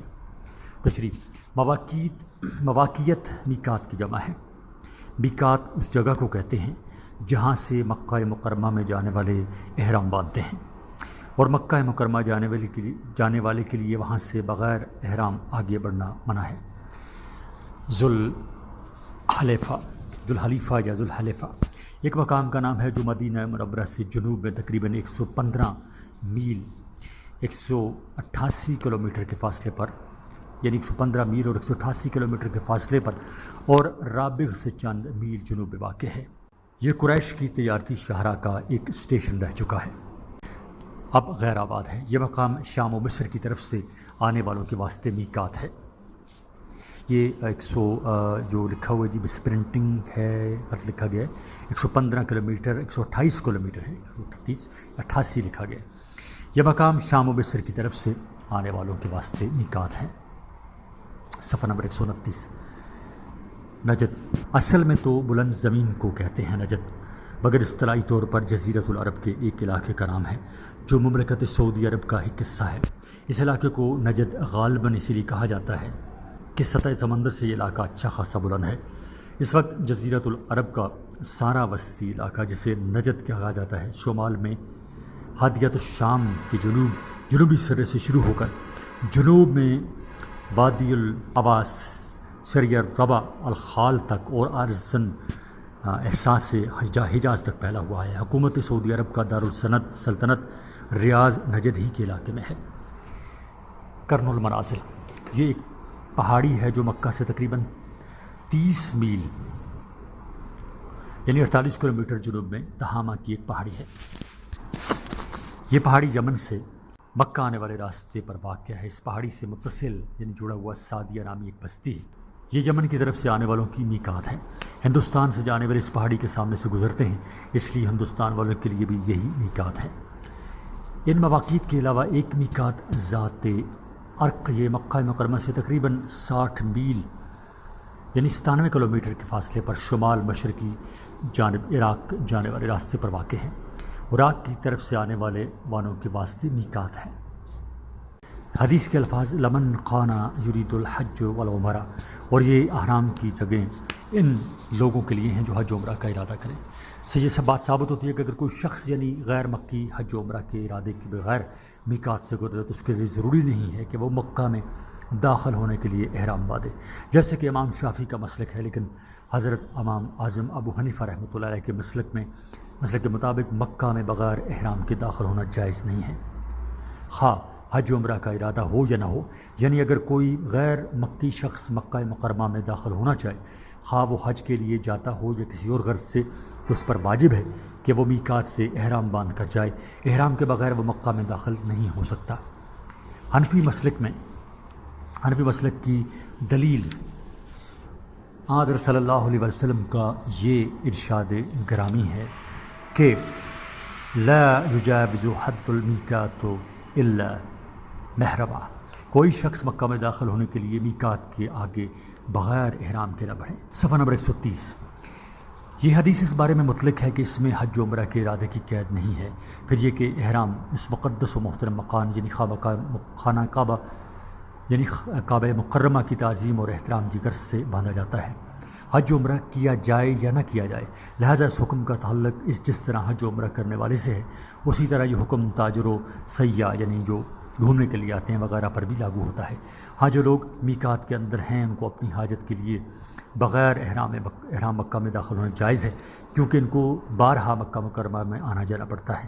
اس واسطے سے ان کے لیے ہر بار احرام کا واجب ہونا دقت و تکلیف سے خالی نہیں ہوگا، لہٰذا اس معاملے میں وہ اہل مکہ کے حکم میں داخل ہیں کہ جس طرح ان کے لیے جائز ہے کہ اگر وہ کسی کام سے مکہ مکرمہ سے باہر نکلیں اور پھر مکہ میں داخل ہوں تو بغیر احرام چلے آئیں، اسی طرح میقات کے اندر والوں کو بھی احرام کے بغیر مکہ میں داخل ہونا جائز ہے۔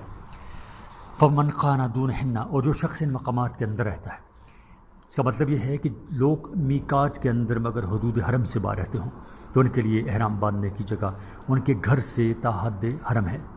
ان کو احرام باندھنے کے لیے میقات پر جانا ضروری نہیں ہے، اگرچہ وہ میقات کے قریب ہی کیوں نہ ہوں۔ جو لوگ خاص میقات میں ہی رہتے ہوں ان کے بارے میں اس حدیث میں کوئی حکم نہیں ہے، لیکن جمہور علماء کہتے ہیں کہ ان کا حکم بھی وہی ہے جو میقات کے اندر رہنے والوں کا ہے۔ وقذاق اور اسی طرح اس کا تعلق پہلے ہی جملے سے ہے کہ حدود حرم سے باہر سے موقعیت تک جو زمین ہے اس میں جو رہتا ہے وہیں سے احرام باندھے، یعنی میقات اور حد حرم کے درمیان جو لوگ رہنے والے ہیں وہ اپنے گھر ہی سے احرام باندھیں گے، چاہے وہ میقات کے بالکل قریب ہوں اور چاہے میقات سے کتنے ہی دور اور حد حرم کے کتنے ہی قریب ہوں۔ صفحہ نمبر 131۔ حتیٰ اہل المکہ تو یحلون منہا کا مطلب یہ ہے کہ اہل مکہ یعنی اہل حرم مکہ سے احرام باندھے۔ جو لوگ خاص مکہ شہر میں رہتے ہیں وہ تو خاص مکہ ہی سے احرام باندھیں گے، اور جو لوگ خاص مکہ شہر میں نہیں بلکہ شہر سے باہر مگر حدود حرم میں رہتے ہیں وہ حرم مکہ سے احرام باندھیں گے۔ حدیث کے آخری الفاظ سے بظاہر تو یہ معلوم ہوتا ہے کہ اہل مکہ کے لیے احرام باندھنے کی جگہ مکہ ہے، خواہ احرام حج کے لیے خواہ عمرہ کے لیے لیکن مسئلہ یہ ہے کہ عمرہ کرنے والا حل کی طرف جائے اور وہاں سے احرام باندھ کر پھر حرم میں داخل ہو کیونکہ نبی کریم صلی اللہ علیہ وسلم نے حضرت عائشہ رضی اللہ تعالیٰ عنہ کو حکم دیا تھا کہ وہ عمرہ کا احرام باندھنے کے لیے تنعیم جائیں جو حل میں ہے، لہٰذا یہی کہا جائے گا کہ اس حدیث کا تعلق صرف حج کے ساتھ ہے، یعنی یہ حکم اہل مکہ کے لیے ہے کہ وہ جب حج کرنے کا ارادہ کریں تو احرام مکہ ہی سے باندھیں، اور اگر عمرہ کرنے کا ارادہ ہو تو پھر حل میں آ کر احرام باندھیں، جیسے کہ حضرت عائشہ رضی اللہ تعالیٰ عنہ کی حدیث سے ثابت ہو چکا ہے، جیسے کہ حضرت عائشہ صدیقہ رضی اللہ تعالیٰ عنہ کی حدیث سے ثابت ہوتا ہے۔ قربانی کے جانور کو نشان لگانے اور بار ڈالنے کا بیان۔ سوال: حدیث کا ترجمہ کریں، تشریح کریں اور بتائیں کہ اشہار کیا ہے اور اس کے بارے میں احناف کا کیا موقف ہے۔ نمبر 1 جواب حدیث نمبر 1 عن عبداللہ بن عمر انہ قال اذا اہدى ہدی من المدینۃ خلدہ واشہرہ بذل حلیفۃ یقلدہ قبل ان یشعرہ وذلک فی مکان واحد وہو موجہ الی القبلۃ یقلدہ بنعلین ویشعرہ من شقها الا یسر ثم یساک معه حتی یوقف به مع الناس بعرفہ۔ ترجمہ حضرت عبداللہ بن عمر سے روایت ہے کہ وہ جب مدینہ منورہ سے اپنے ساتھ قربانی کا جانور لے کر جاتے تو مقام ذوالحلیفہ میں جا کر اس کے گلے میں ہار ڈالتے اور نشان لگاتے۔ صفحہ نمبر 132۔ لیکن نشان لگانے سے پہلے بار ہار یا رسی وغیرہ گلے میں ڈال دیتے تھے، ہار یا رسی وغیرہ گلے میں اس کے ڈال دیتے تھے۔ 2 کام ایک ہی جگہ کر کے قربانی کا منہ قبلہ کی طرف کرتے، اس کے گلے میں 2 جوتوں کا ہار ڈالتے، اور نشان لگاتے تھے۔ حج میں قربانی کا جانور ساتھ رکھتے، یہاں تک کہ لوگوں کے ساتھ عرفات میں بھی قیام کرواتے۔ ثم يدفع به معهم اذا دفعوا فاذا قدم مني من غداة يوم النهر نهرها قبل ان يخلق او يكسر وكان ينهر حدي بيده يصفحن قياما ويوجهن الى القبلة ثم يأكل ويطعم۔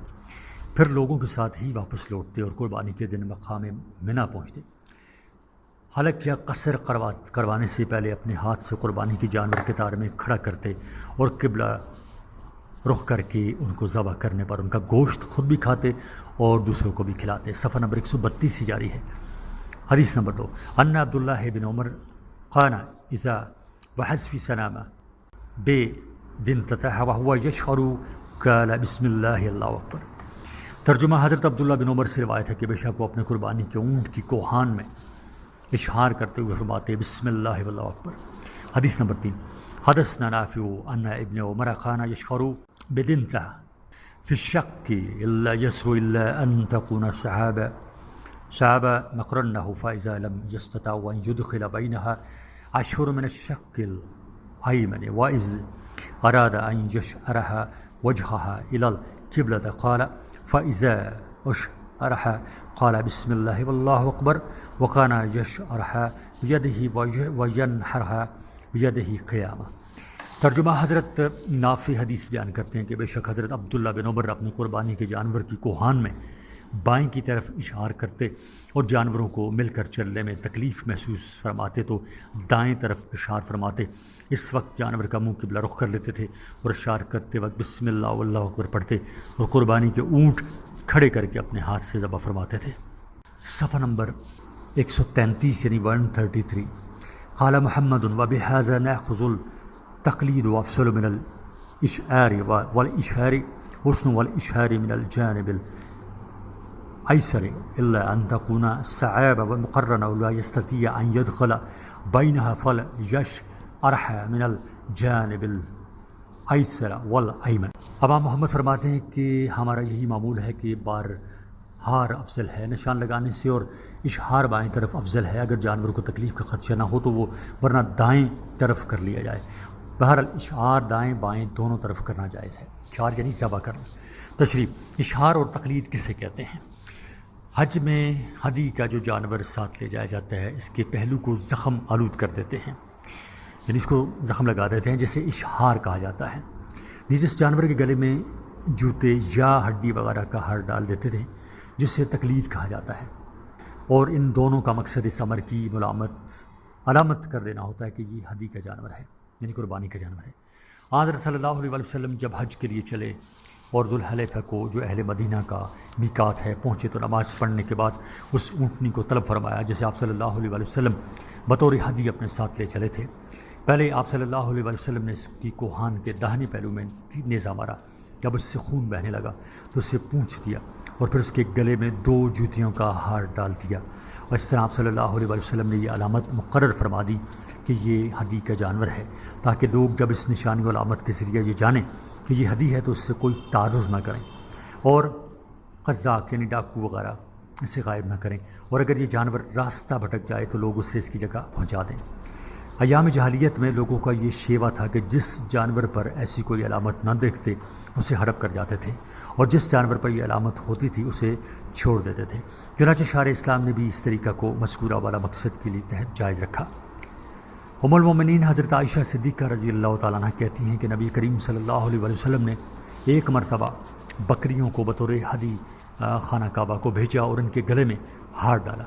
بخاری و مسلم۔ صفحہ نمبر 134 یعنی 134۔ علامہ طیبی کہتے ہیں کہ تمام علماء اس بات پر متفق ہیں کہ بکریوں میں اشہار یعنی ان کو زخمی کرنا مشروع نہیں ہے، البتہ ان میں تقلید یعنی ان کے گلے میں ہار ڈالنا سنت ہے، لیکن اس بارے میں حضرت امام مالک کا اختلافی قول ہے۔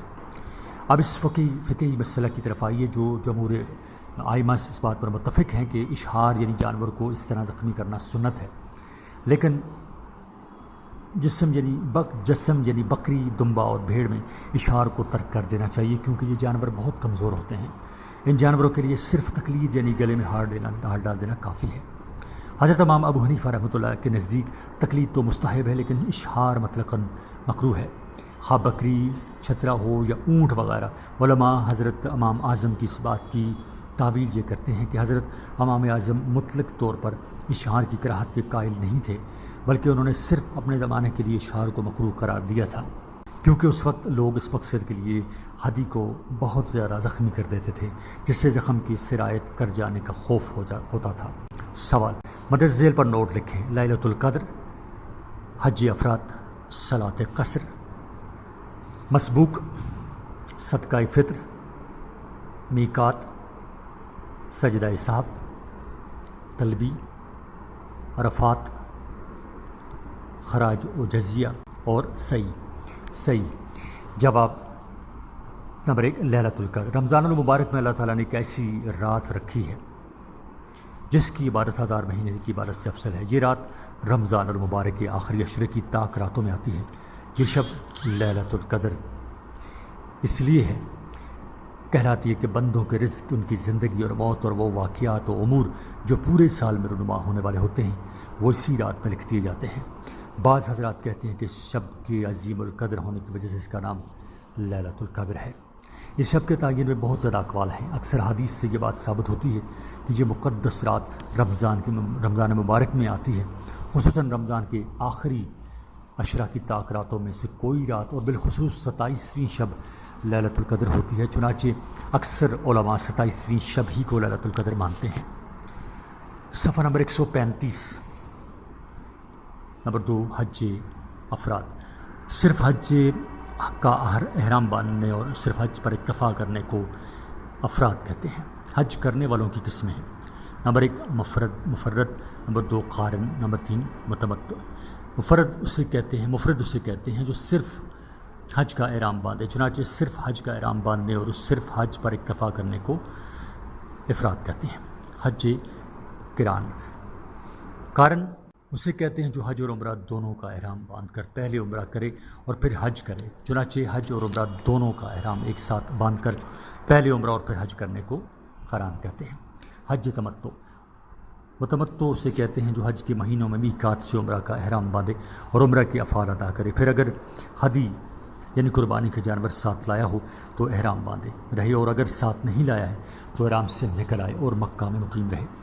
جب حج کے دن آئیں تو حج کا احرام حرم سے باندھے اور حج کرے، چنانچہ حج کے مہینوں میں پہلے عمرہ کا احرام باندھ کر عمرہ کرنا اور عمرہ سے فارغ ہونے کے بعد وطن جانے سے پہلے بغیر احرام کھولے اگر قربانی کا جانور ساتھ لایا ہے یا احرام کھول کر پھر حج کے دنوں میں حرم سے حج کا احرام بند کر حج کرنے کو تمتع کہتے ہیں۔ حضور اکرم صلی اللہ علیہ وسلم کا حج کون سا حج تھا؟ اب سوال یہ ہے کہ حضرت صلی اللہ علیہ وسلم نے حجۃ الوداع میں کس قسم کے لیے احرام باندھا تھا؟ کس قسم کے لیے احرام باندھا تھا؟ کس قسم کے لیے احرام باندھا تھا؟ آپ صلی اللہ علیہ وسلم مفرد تھے، یعنی اکیلے، یا قارن اور یا متمتع؟ علماء کے لکھتے ہیں کہ اس بارے میں مختلف حدیث منقول ہیں۔ بعض حدیثوں سے تو یہ معلوم ہوتا ہے کہ آپ صلی اللہ علیہ وسلم مفرد تھے۔ اکثر حدیث سے یہ بات ثابت ہوتی ہے کہ حضرت صلی اللہ علیہ وسلم قارن تھے، اور بعض حدیث سے یہ مفہوم نکلتا ہے کہ آپ صلی اللہ علیہ وآلہ وسلم متمتع تھے۔ صفحہ نمبر 136۔ لہٰذا ان تمام حدیث سے تطبیق یوں کی جاتی ہے کہ آپ صلی اللہ علیہ وسلم کے رفقا یعنی ساتھیوں میں سے بعض تو احرام باندھتے وقت حضرت صلی اللہ علیہ وسلم سے صرف لبیک ہی سنا، لبیک حجہ ہی سنا، اور لفظ و عمرہ نہ سنا۔ لہٰذا انہوں نے یہ کہا کہ آپ صلی اللہ علیہ وسلم مفرد تھے۔ لہٰذا بعض نے لبیک بچو عمرہ سنا، لہٰذا انہوں نے کہا کہ آپ صلی اللہ علیہ وسلم قارن تھے، اور بعض نے لبیک بعمرہ سنا، لہٰذا انہوں نے کہا کہ آپ صلی اللہ علیہ وسلم متمتع تھے۔ اور یہ احتمال بھی ہے کہ آپ صلی اللہ علیہ وسلم نے کبھی تو لبیک بحجہ کہا ہو، کبھی لبیک بعمرہ، اور کبھی لبیک عمرہ کہا ہو، لیکن جس نے جو کچھ سنا وہی روایت کیا۔ نیز یہ کہ قران و تمتع کے افعال آپس میں چونکہ مشابہ ہیں، اس لیے بعض صحابہ نے جانا کہ حضرت صلی اللہ علیہ وسلم نے حج قران کیا ہے، انہوں نے اسی کو نقل کیا، اور بعض صحابہ نے جانا کہ آپ صلی اللہ علیہ وسلم نے تمتع کیا ہے، اسی لیے انہوں نے اسی کو نقل کیا ہے۔ اور یہ بھی ہو سکتا ہے کہ جس روایت میں تمتع منقول ہے وہاں اس کے لغوی معنی مراد ہوں کیونکہ تمتع کے معنی ہیں نفع اٹھانا، اور ظاہر ہے کہ یہ مفہوم قران سے بھی حاصل ہوتا ہے، جیسے کہ قارن عمرہ سے منتفع ہوتا ہے جو وہ حج کے ساتھ کرتا ہے۔ منتفع ہونا یعنی فائدہ اٹھانا۔ فَأَمَّا مَن مِّنَ الْأَهْلِ بِعُمْرَةِ فَهَلْ الخ سے مراد ہے کہ یعنی یہ حدیث، یہ روایت، جو بھی ہم چیز پڑھ رہے ہیں وہ آگے جاری ہے۔ لہٰذا جس نے صرف عمرہ کا احرام باندھا تھا وہ تو حلال ہو گیا۔ اس کا مطلب یہ ہے کہ جن لوگوں نے حج کے پہلے صرف عمرہ کے لیے احرام باندھا تھا وہ طواف صحیح کرنے اور حلق یعنی سر منڈانے کے بعد عمرہ کے احرام سے باہر ہو گئے، اور پھر انہوں نے حج کا احرام باندھا۔ اور جن لوگوں نے صرف حج کا یا عمرہ دونوں کا احرام باندھا تھا وہ احرام سے باہر نہیں ہوئے یہاں تک کہ فجر کے دن وہ بھی رمی جمرۃ العقبہ جمرہ عقبہ پر کنکری مارنے اور حلق کے بعد احرام سے باہر آ گئے، جس کے بعد تمام ممنوعات احرام ان کے لیے جائز ہو گئے، علاوہ عورت کے ساتھ مباشرت کے کہ یہ طواف رکن کے جس کو طواف افاضہ بھی کہتے ہیں کے بعد جائز ہوئی۔ صفحہ نمبر 137۔ طواف افاضہ۔ حاجی قربانی سے فارغ ہو کر اور خانہ کعبہ کی طرف روانہ ہو جاتے، وہاں پہنچ کر خانہ کعبہ کا طواف کرتے ہیں۔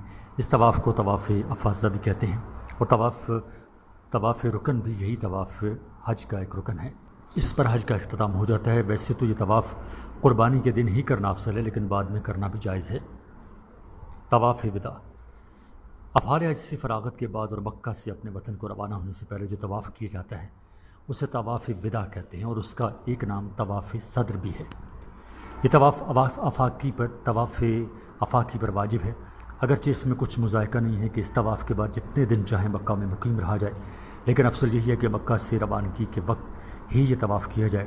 چنانچہ امام اعظم ابو حنیفہ رحمۃ اللہ علیہ فرماتے تھے کہ اگر کوئی شخص دن کے کسی حصے میں طواف وداع کرے اور پھر عشاء تک مکہ میں مقیم رہے تو میرے نزدیک زیادہ پسندیدہ بات یہی ہے کہ وہ مکہ سے روانگی کے وقت دوسرا طواف کر لے۔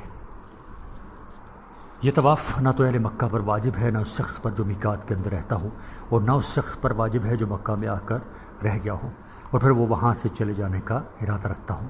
اسی طرح یہ طواف نہ تو اس شخص پر واجب ہے جس کا حج فوت ہو گیا اور نہ عمرہ کرنے والے پر واجب ہے۔ نیز اس طواف میں نہ رمل یعنی اکڑ کر چلنا ہوتا ہے اور نہ اس کے بعد صحیح کی جاتی ہے۔ رمل، پہلوانوں کی طرف تنا کندھے ہلا ہلا کر اکڑ اکڑ کر اور کچھ تیزی کے ساتھ قریب قریب قدم رکھ کر چلنا رمل کہلاتا ہے۔ طواف کے 7 چکروں میں سے پہلے 3 چکر میں تو کرنا چاہیے اور طواف کے باقی چکروں میں آہستہ آہستہ یعنی اپنی معمولی چال کے ساتھ چلنا چاہیے۔ رمل یعنی اکڑ اکڑ کر تیز تیز چلنے کی وجہ یہ ہے کہ جب نبی کریم صلی اللہ علیہ وسلم عمرۃ القضاء کے لیے مکہ تشریف لائے تو مشرکین نے آپ کو دیکھ کر کہا کہ مدینہ کے بخار نے ان کو بہت ضعیف و سست کر دیا ہے، لہٰذا حضرت صلی اللہ علیہ وسلم نے مسلمانوں کو حکم دیا کہ اس طرح چل کر اپنی قوت و چستی کا اظہار کرو۔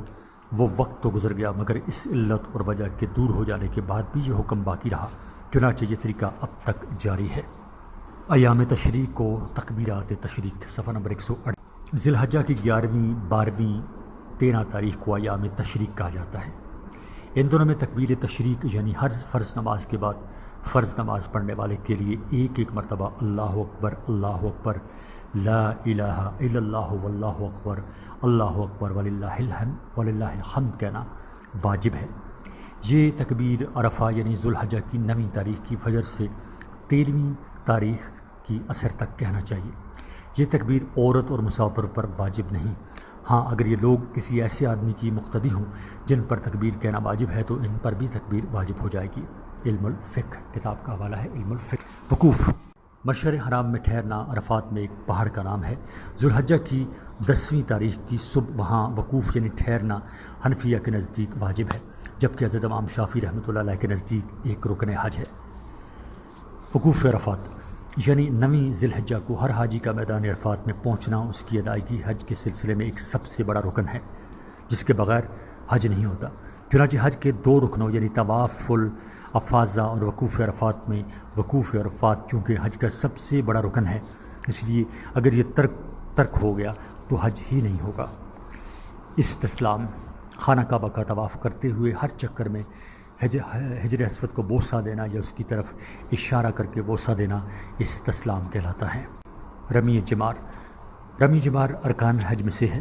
حاجی قربانی سے فارغ ہو کر متعین اوقات میں تینوں جمرات کو کنکریاں مارتے ہیں۔ جمرات یعنی تینوں شیاطین کو کنکریاں مارتے ہیں، جس سے رمی جمار کہا جاتا ہے۔ صلاۃ قصر، دوران سفر میں آسانی کے لیے اللہ تعالیٰ نے اپنے بندوں پر نماز میں تخفیف یعنی کمی رکھی ہے۔ اگر کوئی آدمی 48 میل کی مسافت کے لیے اپنے گھر سے سفر پر نکلے تو اس سفر کے دوران مسافر نماز قصر ادا کرے گا، صفحہ نمبر 139۔ اور نماز قصر کا مطلب یہ ہے کہ 4 رکعت والی نمازیں 2 رکعت ادا کرے گا، جبکہ مغرب اور فجر کی نماز پوری پڑھے گا۔ ہاں اگر مسافر وہاں 15 دن سے کم عرصہ ٹھہرے گا تو اس عرصے کے دوران بھی قصر ہی ادا کرے گا۔ مسبوق، اس نمازی کو کہتے ہیں جو ابتدا سے جماعت میں شریک نہ ہو بلکہ 1 رکعت یا اس سے زیادہ ہو جانے کے بعد جماعت میں آ کر شریک ہوا ہو۔ صدقہ فطر، رمضان المبارک کے مہینے کے اختتام پر ہر فرد کی طرف سے ایک مخصوص وزن کے برابر اناج صدقہ کرنے کا نام صدقہ فطر ہے۔ حضرت ابن عمر رضی اللہ تعالیٰ عنہ راوی ہیں کہ رسول کریم صلی اللہ علیہ وسلم نے مسلمانوں میں سے ہر غلام، آزاد، مرد، عورت اور چھوٹے بڑے پر زکوٰۃ فطر یعنی صدقہ فطر کے طور پر 1 سا کھجور یا 1 سا جو فرض قرار دیا ہے۔ نیز آپ صلی اللہ علیہ وسلم نے صدقہ فطر کے بارے میں یہ بھی حکم فرمایا ہے کہ وہ لوگوں کو عید الفطر کی نماز کے لیے جانے سے پہلے دے دیا جائے، بخاری اور مسلم۔ صدقہ فطر کے احکام، حضرت امام شافعی رحمۃ اللہ علیہ اور حضرت امام احمد رحمہ اللہ کے نزدیک صدقہ فطر فرض ہے۔ حضرت امام مالک رحمہ اللہ کے ہاں سنت موقت ہے اور حضرت امام اعظم ابو حنیفہ کے مسلک میں واجب ہے۔ حدیث میں مذکور لفظ فرض حضرت امام شافعی اور حضرت امام احمد کے نزدیک اپنے ظاہری معنی ہی پر محمول ہے۔ حضرت امام مالک فرض کے معنی بیان کرتے ہیں مقرر کیا۔ حنفی حضرات فرماتے ہیں کہ صدقہ فطر چونکہ دلیل قطعی کے ذریعے ثابت نہیں ہے، اس لیے صدقہ فطر عمل کے لحاظ سے تو فرض ہی کے برابر ہے، لیکن اعتقادی طور پر اسے فرض نہیں کہا جا سکتا، جس کا مطلب یہ ہے کہ واجب ہے، فرض نہیں ہے۔ حضرت امام شافعی رحمۃ اللہ علیہ کے مسلک میں ہر اس شخص پر صدقہ فطر واجب ہے جو اپنے لیے اور ان لوگوں کے لیے کہ جن کی طرف سے صدقہ فطر دینا اس کے ذمہ 1 دن کا سامان خوراک رکھتا ہو، اور وہ بقدر صدقہ فطر اس کی ضرورت سے زائد بھی حضرت امام اعظم رحمۃ اللہ علیہ کے مسلک کے مطابق صدقہ فطر اسی شخص پر واجب ہوگا جو غنی ہو، یعنی وہ اپنی ضرورت اصلیہ کے علاوہ 52.5 تولہ چاندی کے بقدر اسباب وغیرہ کا مالک ہو، یا اس کے بقدر یعنی اتنا ہی سونا چاندی اپنی ملکیت میں رکھتا ہو اور قرض سے محفوظ ہو، یعنی قرض دار نہ ہو، اس نے قرض نہ دینا ہو۔ صفحہ نمبر 140۔ صدقہ فطر کب واجب ہوتا ہے؟ صدقہ فطر کا وجوب عید الفطر کی فجر طلوع ہونے کے وقت ہوتا ہے، لہٰذا جو شخص طلوع فجر سے پہلے مر جائے اس پر صدقہ فطر واجب نہیں، اور اسی طرح جو شخص طلوع فجر کے بعد اسلام لائے اور مال پائے یا بچہ طلوع فجر کے بعد پیدا ہو اس پر بھی صدقہ فطر واجب نہیں۔ جو غلام خدمت کے لیے ہو اس کی طرف سے اس کے مالک پر صدقہ فطر دینا واجب ہے۔ ہاں، جو غلام تجارت کے لیے ہو اس کی طرف سے صدقہ فطر دینا واجب نہیں ہے۔ اسی طرح جو غلام بھاگ جائے اس کی طرف سے بھی صدقہ فطر دینا واجب نہیں ہے۔ ہاں، جب وہ واپس آ جائے تو اس وقت دینا واجب ہوگا۔ اولاد اگر چھوٹی اور مالدار نہ ہو تو اس کی طرف سے اس کے باپ پر صدقہ فطر دینا واجب ہے۔ ہاں، اگر چھوٹی ہو اولاد اور مالدار ہو تو پھر اس کا صدقہ فطر اس کے باپ پر واجب نہیں ہے بلکہ اس کے مال میں دیا جائے گا۔ بڑی اولاد جس پر دیوانگی طاری ہو اس کا حکم بھی چھوٹی اولاد کی طرح ہے۔ اسی طرح بڑی اولاد کی طرف سے باپ پر اور بیوی کی طرف سے خاوند پر ان کا صدقہ فطر دینا واجب نہیں ہے۔ ہاں، اگر کوئی باپ اپنی ہوشیار اولاد کی طرف سے یا کوئی خاوند اپنی بیوی کی طرف سے ان کا صدقہ ان کی اجازت سے عذرائے احسان و مروت ادا کر دے تو جائز ہوگا۔ علامہ طیبی رحمۃ اللہ علیہ فرماتے ہیں کہ حدیث میں لفظ من المسلمین لفظ عبد اور اس کے بعد کے الفاظ کا حال واقع ہو رہا ہے، لہٰذا کسی مسلمان پر اپنے کافر غلام کی طرف سے صدقہ فطر واجب نہیں ہوگا، مگر صاحب ہدایت لکھا ہے کہ غلام کافر کا صدقہ فطر بھی اس کے مسلمان مالک پر واجب ہوتا ہے۔ انہوں نے اس کے ثبوت میں ایک حدیث بھی نقل کی ہے، صفحہ نمبر 141، جسے ہدایہ یا مرقات میں دیکھا جا سکتا ہے۔ حنفیہ کے یہاں صاحب ہدایہ ہی کے قول کے مطابق فتویٰ ہے۔ علم الفقہ کتاب کا حوالہ ہے، علم الفقہ۔ صدقہ فطر کی ادائیگی کا وقت۔ صدقہ فطر نماز عید سے پہلے ہی ادا کر دینا مستحب ہے۔ اگر کوئی شخص اس سے پہلے بھی خواہ 1 مہینے یا 1 مہینے سے بھی زیادہ پہلے دے دے تو جائز ہے۔ نماز عید کے بعد یا زیادہ تاخیر سے صدقہ فطر ساقط نہیں ہوتا، بہر صورت دینا ضروری ہوتا ہے۔ صفحہ نمبر 141 ہی جاری ہے۔